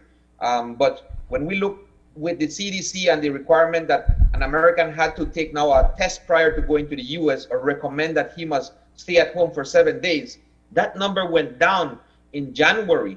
So many of the hotels, especially the small hotels, say, if I am going to spend $10,000 to become a gold standard certified hotel, but I'm going to operate at 15 to 20% occupancy, but my break-even point is 30%, I'm going to have to hold back a little bit, because even though I'm a gold standard hotel, I continue to go into the hole for the next 6 months because the tourism is not there.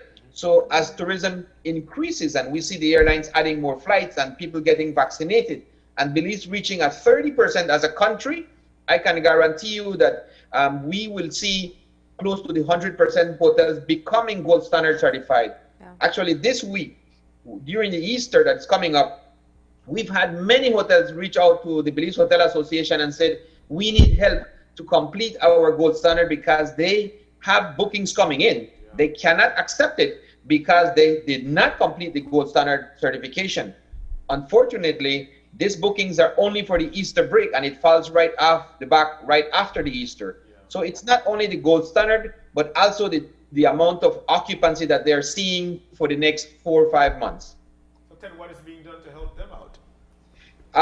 Like the chairman just said, a program has been created that we are reaching out to them, and they're reaching out to the associations, and we are reaching out to the Belize Tourism Board. We're examining what they needed to complete that. Many of the times, it's some signs that they needed to put on the ground, on the walls, in order to complete it. And sometimes, as you know, most of this is being done electronically at the Belize Tourism Board. We haven't been able to go and inspect the hotels physically, so we are reaching out to them, and we have done it for several hotels, so we know the experience. We guide them to complete it. Chairman, can you say how much hotels up to today has been completed their gold standard?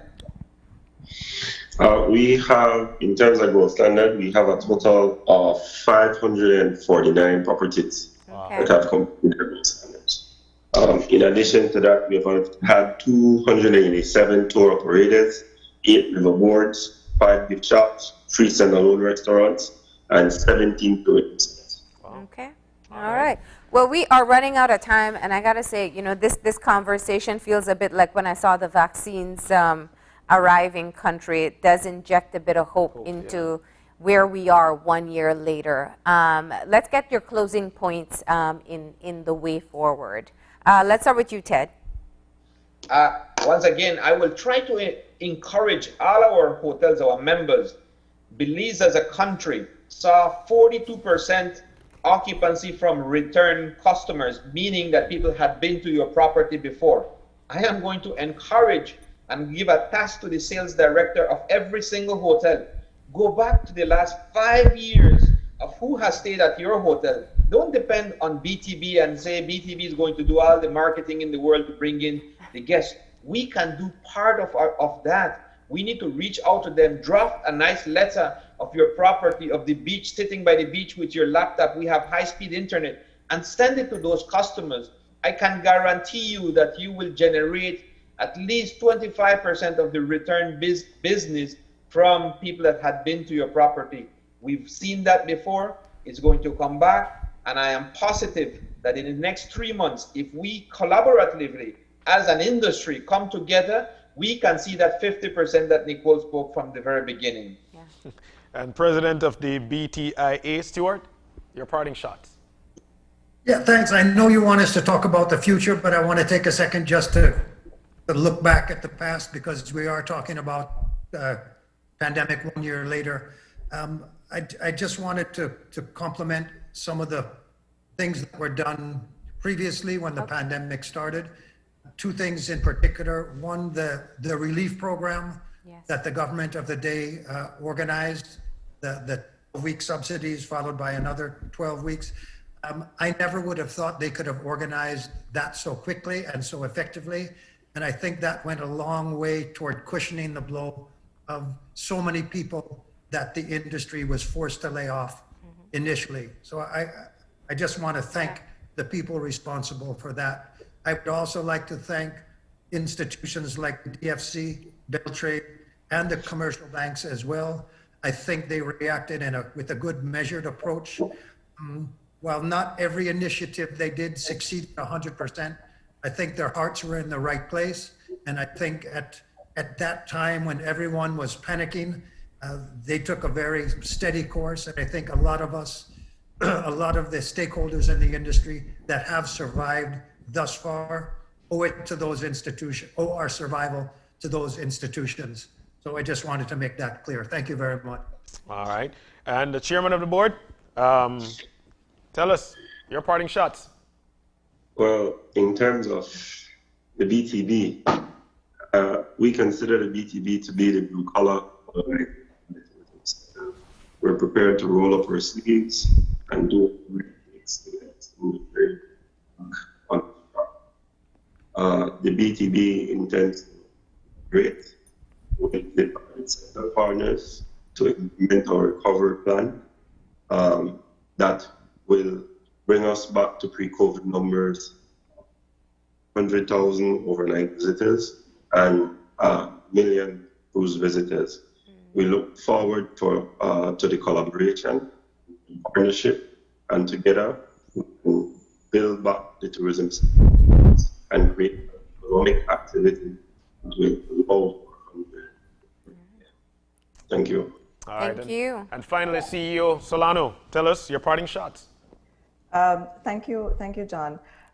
I want us to just look at who's on this call this morning. We have the Ministry of Tourism, the Belize Tourism Board, the BTIA, the BHA. This right here on Open Your Eyes this morning is an example of the collaboration that we have made a priority over the last 4 months and that we will continue to make a priority. When we talk about working together and collaboration, it can't just be using those words, it has to be real collaboration.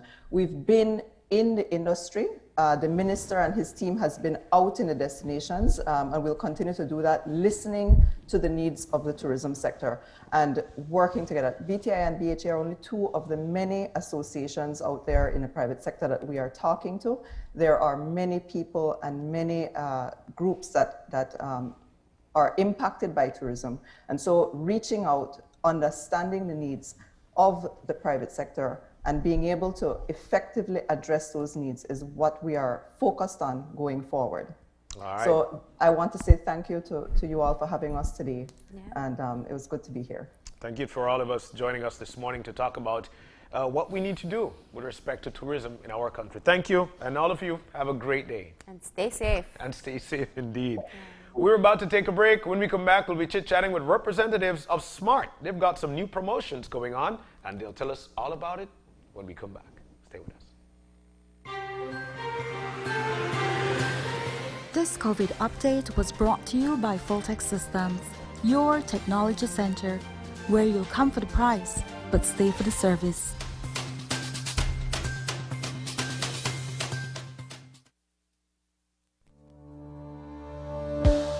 Working off-site doesn't mean you have to be off your game. Studies have shown that simply adding a keyboard and mouse to your laptop increases productivity by 26%. Add a monitor and you'll be 35% more productive.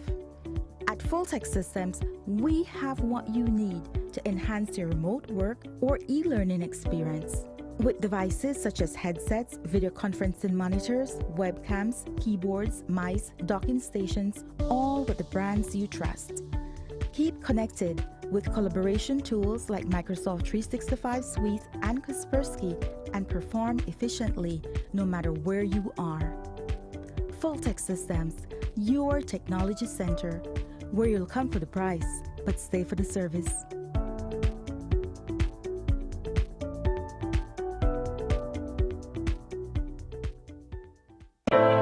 The jackpot has gone up to $117,356. You don't want to miss your chance to win it. It can be all yours. Purchase your Mega Bingo tickets at any Mega Bingo outlet countrywide and tune in to the live show airing this Wednesday, March 24th on Channel 5, Wave Radio, Radio Bahia, and Love FM. You can also tune in live on Facebook and YouTube. Just search for Belize Mega Bingo on any of these platforms and play the game live. You can be the next jackpot winner. Don't miss out on all that mega cash. Remember, Mega Bingo is the game. Over 3 decades ago, a Belizean company with roots in Toledo realized that Belizeans were paying far too much for life-saving oxygen. This concerned them greatly, and they decided to do something about it. Although Fabregas Belize Limited was born decades ago, that founding spirit of service to the Belizean people has not only been retained, but cemented into the fabric of how the company does business. Right before the worldwide pandemic began, Fabregas Belize Limited invested significant resources in improved storage and logistics for our country's life-saving oxygen. At the company's own expense, COVID-19 units in 2 of the 4 regions of the country received state-of-the-art specialized oxygen distribution infrastructure for in-hospital and direct-to-bedside oxygen provision.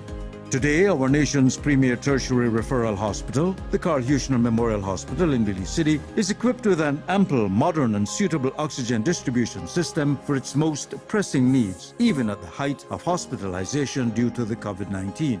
This investment in Belize's preparedness has ensured that throughout 2020 and now in 2021, Belize has backup reserves of approximately 300% more than the national need for life-saving medical oxygen.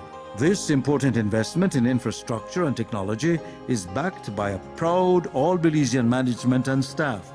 Continuous training and adherence to international standards means that Fabregas stands ready to deliver the best products and service to its customers. So regardless of how Fabregas serves our nation, whether it's through providing the gases, technology and products that build Belize, or whether we serve by always ensuring that you, your loved ones and every Belizean home or in a hospital always has access to life-saving oxygen, Fabregas has got your back. And together, we look forward to rebuilding this nation in a post-pandemic world. Fabregas Belize Limited, we got your back.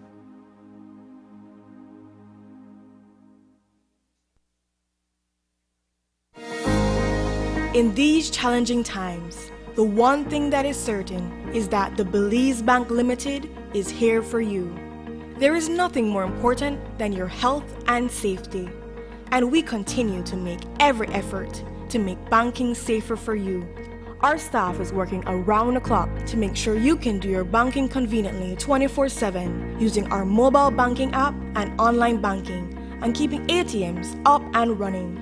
We value your relationship with us and are here to provide the support you need. First responders are also out there 24/7. Thank you, healthcare workers, security forces, firefighters, caregivers. You are all appreciated. Stay safe. We will get through this together. The Belize Bank, our country, your bank.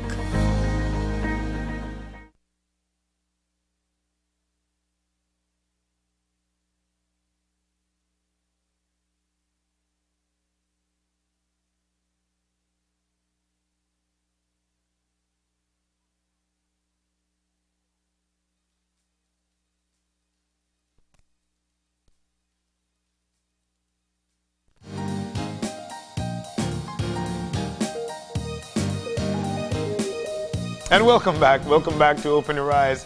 We're moving now into our third and final segment for the morning. And this one is a conversation with reps of Smart. They've got new promotions going on, and they're in to tell us all about it. In with us, we've got Adelaide Sabido. She's the public relations person here at Smart. And also Josue Carballo, yes, the manager of product development there at Smart. Guys, good morning and welcome. Jose, it's been a million years. I know, it's nice to see you even from a distance. It's able to communicate, and actually we're here because we have some very special celebrations which Adelaide can tell us about. All right, Adelaide, tell us what's going on. That's Smart. Good morning. Yeah, good morning. Good morning, John. Good morning, Melanie. First off, thank you for having us on the show this morning. It's always an honor to be here. And on behalf of the staff and management here at Smart, we want to extend congratulations to Channel 5 on the accomplishment of their 30th anniversary. Yeah. Likewise, ourselves, we are in a somewhat of a festive mood, not as festive as we would want to be due to the pandemic, but we also are celebrating an anniversary this year, actually on Monday, March 29th, the Sweet 16 of Smart. 16 years we've been here, we've been serving the country and, the people of this country, and we intend to do so much more. And so there's a lot going on for the Sweet 16, and we start with the anniversary sale that we normally have every year for our anniversary, and Josue will talk a little bit about that. Yeah, definitely, guys. Good day. Thanks for tuning us in. It is Sweet 16, as you know. Traditionally, we always aim to be able to offer an accessible devices to our customers. Also the new line devices as we go along. We are definitely starting our phone sale. We began on the 16th of March in commemoration of our Sweet 16. And we have all offers again from phones starting at $70 with our Wi-Fi devices. And we have our Motorola E5, a very popular seller, which is an entry-level Android device for $180. So from here you go. Now we have Alcatels, we have Nokias, we have Samsungs, we have LGs, and our wide arrangement and of different devices and availability goes as far as the iPhone 12. And we are also having stock and are going to be launching all the newest S21 with lineup, which is S21, S21 Plus, S21 Ultra. So these are already in stock and we're preparing for the launch, going into our anniversary. So you can drop by. All our corporate customers as well can already start to ask about these new devices, Note 20s, iPhone 12s. So we have everything starting from these are our staple devices going up right up to our Samsung and iPhone series. No, the latest. We at Smart, we always pride on having that. Yeah. And so we definitely continue our approach of being accessible, very important. We are very accessible. We also believe that at the end, we do want to have our customers be able to communicate and keep in touch. So that's why every Sunday for the month of March, for our anniversary month, we are starting off this twice. We are engaging in this twice as nice promotion for voice. We all know that right now with the pandemic, we don't have that availability to be out there visiting our loved one as much as we want. Yeah. But on Sundays when you're home, you want to pick up the phone and make a call. I know a lot of people do WhatsApp and so forth, but yet we still know that when we made our quality test that calls directly through a mobile phone is even better in many instances than a WhatsApp call or otherwise. So if you decide to pick up the phone and call, for every 5 minutes or more that you talk on a Sunday from your prepaid credit, you then get the rest of the day half off. What? In other words, you can go off and you can have a good conversation, a chat with with your parents if they're out district, if they live in another place, or your family and friends. It's Sunday is family time, so it is twice as nice voice. And so we definitely want to continue in that line of offering promotions. We had a double data earlier this month. We are going to actually be doing a double and triple up on this anniversary day, which is the 29th of March, the Monday, starting from $21 and up. We're doing the double and triple up this time because offering that extra little push for our customers here in March.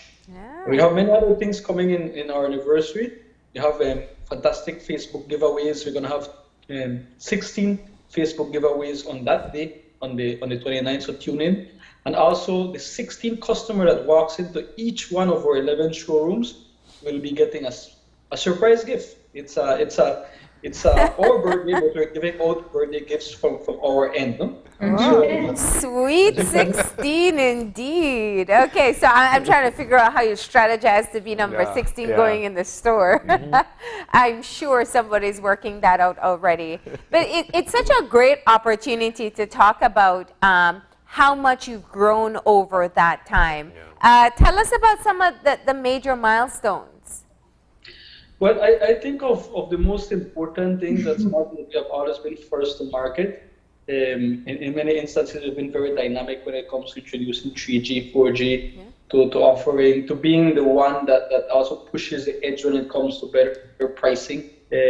So Smart has been there, and we have not only been a very business-oriented, customer-oriented company, because we have tried to always lead in telecommunications, in the ICT technology, ICT sector. But more so, I think Adelaide has, when she joined, and we have even continued to be very community-oriented. Yeah. We now believe that Smart has become an integral part, a very, very dear part of our Belizean society. So we pride ourselves in being a very community-based telecom company that is always there to be a corporate citizen, a responsible corporate citizen, and give back. So we have had many, many great PR initiatives. And I think Adelaide can lead us a little bit more what we currently are doing to continue in that good name. Right. Well, yes, that is one thing. I mean, we're celebrating Sweet 16, and I've only been here a little bit over 3 years. But there's so much that I have seen Smart do for the community. And in sync with our Sweet 16, we are actually today visiting with the YMCA, who I believe made a plea to the public, Channel 5, about 2 weeks ago. They have been very oriented with the kids in their community and have been appealing for help. And we have heard that cry, and we have agreed to hand over $1,000 towards the initiative of their educational learning programs that they're doing for the community kids. They have tutors who are helping the kids with their online work. They have a few and are asking for more. And we have pledged to commit that $1,000. It's not the first time we have worked with the YMCA, and it's not the last. We do expect that this partnership will continue as we explore over the next month or so how we can get some form of STEM learning or tech learning initiatives incorporated into their summer program. Yeah. They are working on a coding class with kids right now, in addition to helping them with their online schoolwork. And so, you know, we have some of the best engineers here at SMART. We have an excellent graphic designer on staff, and it is an honor to help the young generation to learn some of these skills that undoubtedly will be beneficial to them. We also are handing over $1,000 today at the Haven House, for Haven House. It is Women's Month, and it still is Child Stimulation Month. So we are trying to see how best we can help both initiatives. And we will be asking those handing over and to get a little bit more information. So those are two initiatives that we are doing in sync for our Sweet 16. Nice. We also have this past month assisted the Kidney Association with their telethon that they had 2 weekends ago. And we are with the Ministry of Health to assist in their COVID vaccination campaign and getting the word across the country of the importance of getting vaccinated. So those are just a few initiatives for the month of March, tied into our anniversary, that will over the next 2-3 months or so. Well, it seems like a lot of things happening for the Sweet 16. Just like a traditional Sweet 16 celebration. This happened, that happened, and the next happened. Will there be cake at the Smart stores on Monday? I mean, you know. Yeah, what's a Sweet 16 or a birthday anniversary celebration? I'm kidding. But you said the 16th person in each store countrywide will receive a special surprise. I know Josue mentioned as well, there are also giveaways online as well as promotions for credit. Tell us a bit more about that. Well, as we move along into Sweet 16, definitely want to engage our customers. We are posting, there's a lot going on social media. So let's have Josue pick that up while we sort through that. Josue?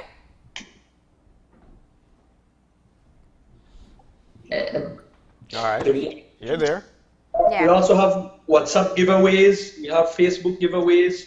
So we invite you to tune into our Facebook page, and also to check, we also have through the Facebook, we're offering a WhatsApp promotion. So we try to be as interactive as possible. But we are also very, very excited that this new year, whenever you have a birthday, you always think, you know, so what's next? You know, like, this is basically your new year, beginning forward. And so you want to continue engaging our customers, continue being innovative. So just to give a little heads up when it comes to what's next, we realize that a smartphone, like we've always talked about, is much more than just some communication medium. It is, but it is becoming more and more an entertainment center.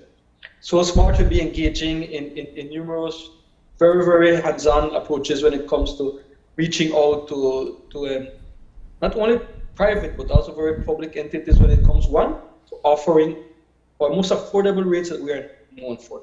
I think recently Smart has made it in the news for being able to go out there and capture new businesses, both in the public and private sector. Why? Because in our services like VoIP, for example, we offer the best savings. So that will continue. Smart's most affordable rates, both in VoIP and later on in global roaming, will continue. So that we will see that happening. And then secondly, we shall continue engaging in new things like content, for example, being able for our customers to purchase content, video content on their device, and be able to watch movies and everything wherever they go. So that is a new avenue that is growing. Eventually, we're also working on a platform for electronic money, or what you call mobile money. Be able to use your prepaid credit and your credit for more than just making calls or exchanging credit. So it is going to advance in that era. And Smart continues to partner as well with the new ministries when it comes to e-government, when it comes to many other forms of ICT growth within our society, agriculture when it comes to eventually offering an Internet of Things for monitoring systems, for irrigation systems. We have a very active innovations team that is working on new projects. So it is a sweet 16, but it's also a very exciting time for Smart going forward. All right. Well, I'll tell you what, in wrapping up, just before we wrap up, Josue, I can remember the days of Smart saying, we'll be reaching in this area soon, we'll be in this area soon. Now you're countrywide. Tell us about your countrywide service. Yes, well, definitely we continue to expand. We continue to expand not only our mobile, but also our smart broadband services. We have some excellent testimonials from villages like Gardenia and others in which we continue to expand our smart broadband. And places where entire communities get together because they then approach Smart, they ask, can we find a way to expand in your village? Sometimes they come to us, sometimes we go to them.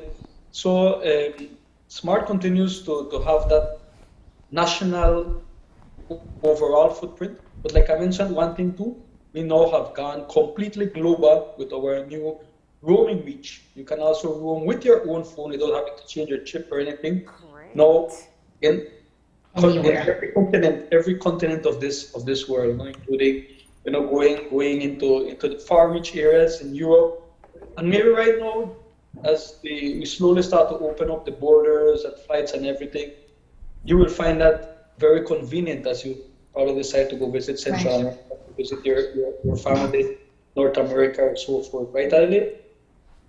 That is true.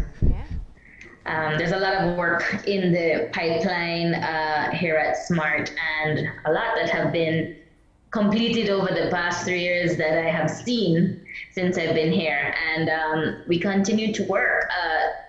The way we communicate, as we have all seen during COVID, is changing, has changed from traditional communication. And so to keep up with the times, Belize can expect a lot of progress from Smart when it comes to the way they communicate. But back to the social media, there is one thing we did not mention on what is happening on Facebook. Every day we are posting trivia questions for Facebook as well as WhatsApp. And so I want to encourage customers to log on to their Facebook page to see what those trivia questions are. And they can post the answers to the Facebook trivia on Facebook comments. And the WhatsApp trivia has instructions on where they can send their answers to win fantastic prizes. Again, this is being done daily up until our anniversary. So you don't have to only get a phone, but you can also win fantastic prizes for the next week or so with us. So tune in. All right. Well, now we know exactly what to do when it comes to this coming Monday. It's either you try to walk in the store or you just log on to the site and try to get something to win. Guys, Sweet 16. Yes, it's a Sweet 16. What a way to celebrate. Any final words, Josue? Any final words, Adelaide? Adelaide, go ahead. I just want to encourage others to make their way over to the showroom. It's not every day that Smart will turn 16. It's not every single day that we on discounts. But make your way over to the showroom. There are fantastic deals. I just hope that we don't have 16 people outside the showroom Monday morning, all waiting to be the 16th person be at the cashier. But my best word is make your way over to the showroom and to continue being smart and living smart. All right. Josue? Yes, it's definitely a lovely Sweet 16 for Smart. And And most importantly, I just want to say thanks on behalf of everyone here to our customers, to those that have been here with us, some from the beginning, others that have joined and realized that Smart is the telecom provider that provides you the best solutions, the most affordable rates. And we invite everyone, those of you that have not joined Smart as yet, to join us. And again, thank you very much, everyone. May God bless you all. Continue to be safe. If you can, go get vaccinated. Smart is also behind that campaign. And at the end, thank you very much, please. All right. Well, thank you to both of you. Yeah. Happy, and can we just say, happy anniversary. Sweet 16 is special. And we appreciate hearing all about what you're offering to your customers, and look forward to all the great things that are yet to come. All right, thank you. Thank you. All right, so we're about to take our final break. When we come back, we'll be wrapping things up. Stay with us. We'll be right back.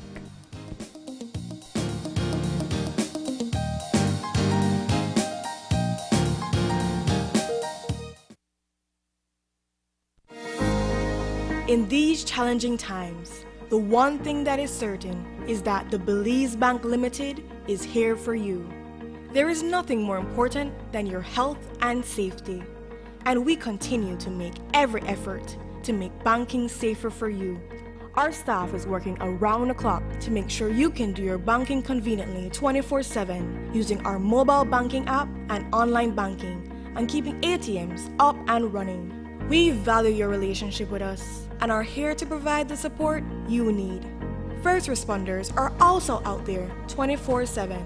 Thank you, healthcare workers, security forces, firefighters, caregivers.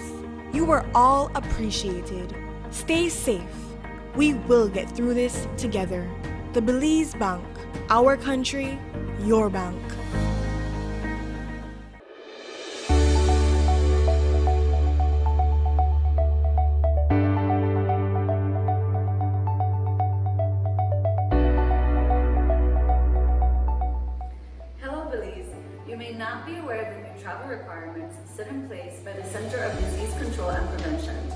Passengers traveling to the U.S. must present a negative COVID test or a documentation of having recovered from COVID-19 to travel to the U.S. In light of this, Maya, in partnership with Caring Hands Clinic, have established testing centers in all their municipal airports. Caring Hands Antigen Test Center is operational in San Pedro, Belize City, Dangriga, Placencia, and Hopkins. These testing facilities are staffed by licensed healthcare professionals, including doctors, registered nurses, and nurse practitioners. Testing is done using Abbott rapid test devices that are FDA approved and made in the USA. The service is safe, fast, affordable, and the close proximity of the centers makes them convenient. Walk-ins are welcomed, but appointments are encouraged. If you would like to make an appointment, please feel free to do so at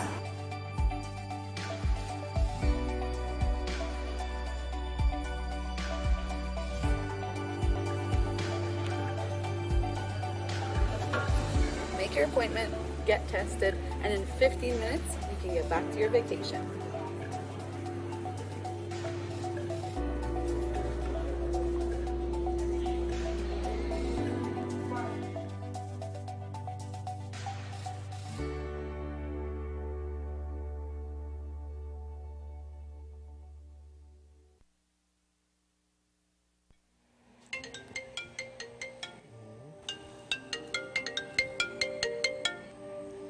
Hello? Okay, sure, I'll be there.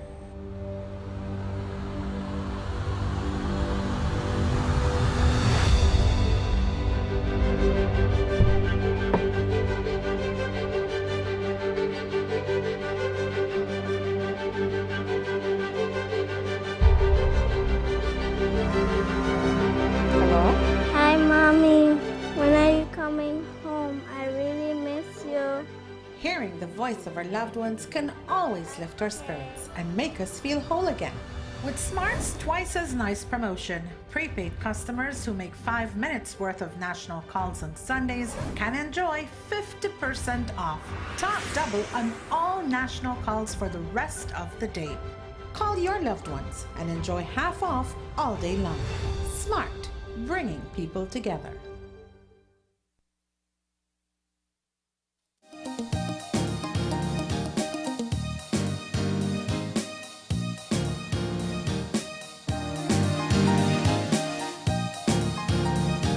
And we're back, just like that. We are completely out of time. We had some wonderful conversations. 1 and 2 were actually on a very pressing issue, which of course is the tourism sector of our country that was actually killed by COVID-19.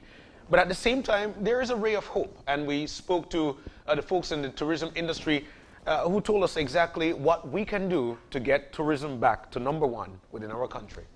That's right. And it is, it was a really critical conversation to have a year later. There are several things, there's many things that have changed since the start with vaccination rollouts taking place globally, knowing more about the disease, knowing more about how to prevent the disease. And of course, as we see more and more flights being announced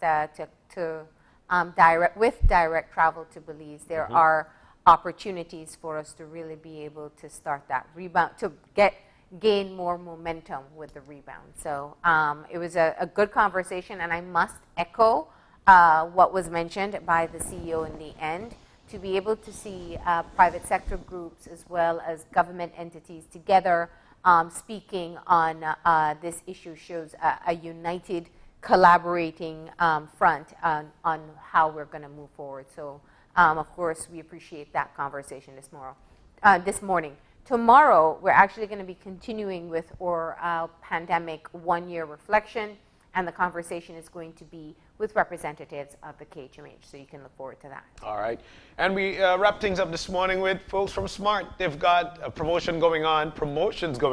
As a matter of fact, they're taking it up a notch. Their Sweet 16 is going to be on Monday, March 29th, and they've got some promotions and surprises for you. So you want to check them out. You want to dive into that service and enjoy what they have got to offer. 16 person receives a prize there at any Smart office that you're going to countrywide on Monday, and their giveaways online. You definitely want to take advantage of those promotions on phones, and they also have their double and triple up coming up. So all great deals as they celebrate their anniversary. You don't want to miss it. So we want to say a big thank you to everybody who joined us this morning, all our guests for this morning, and of course to you. Without you, this is not possible. But if you've got any questions, any concerns, drop us a line at oye@channel5belize.com. You could also drop us a line on Facebook. You can check us out on Facebook at OY. All right, there we go. Open Your Eyes BZ on Facebook. And you can check us out on Instagram at OYE Belize. You can check us out again tomorrow morning when you open your eyes to start your morning right. As per usual, keep your eyes, your minds, and your hearts open. Until then, stay safe and enjoy your day.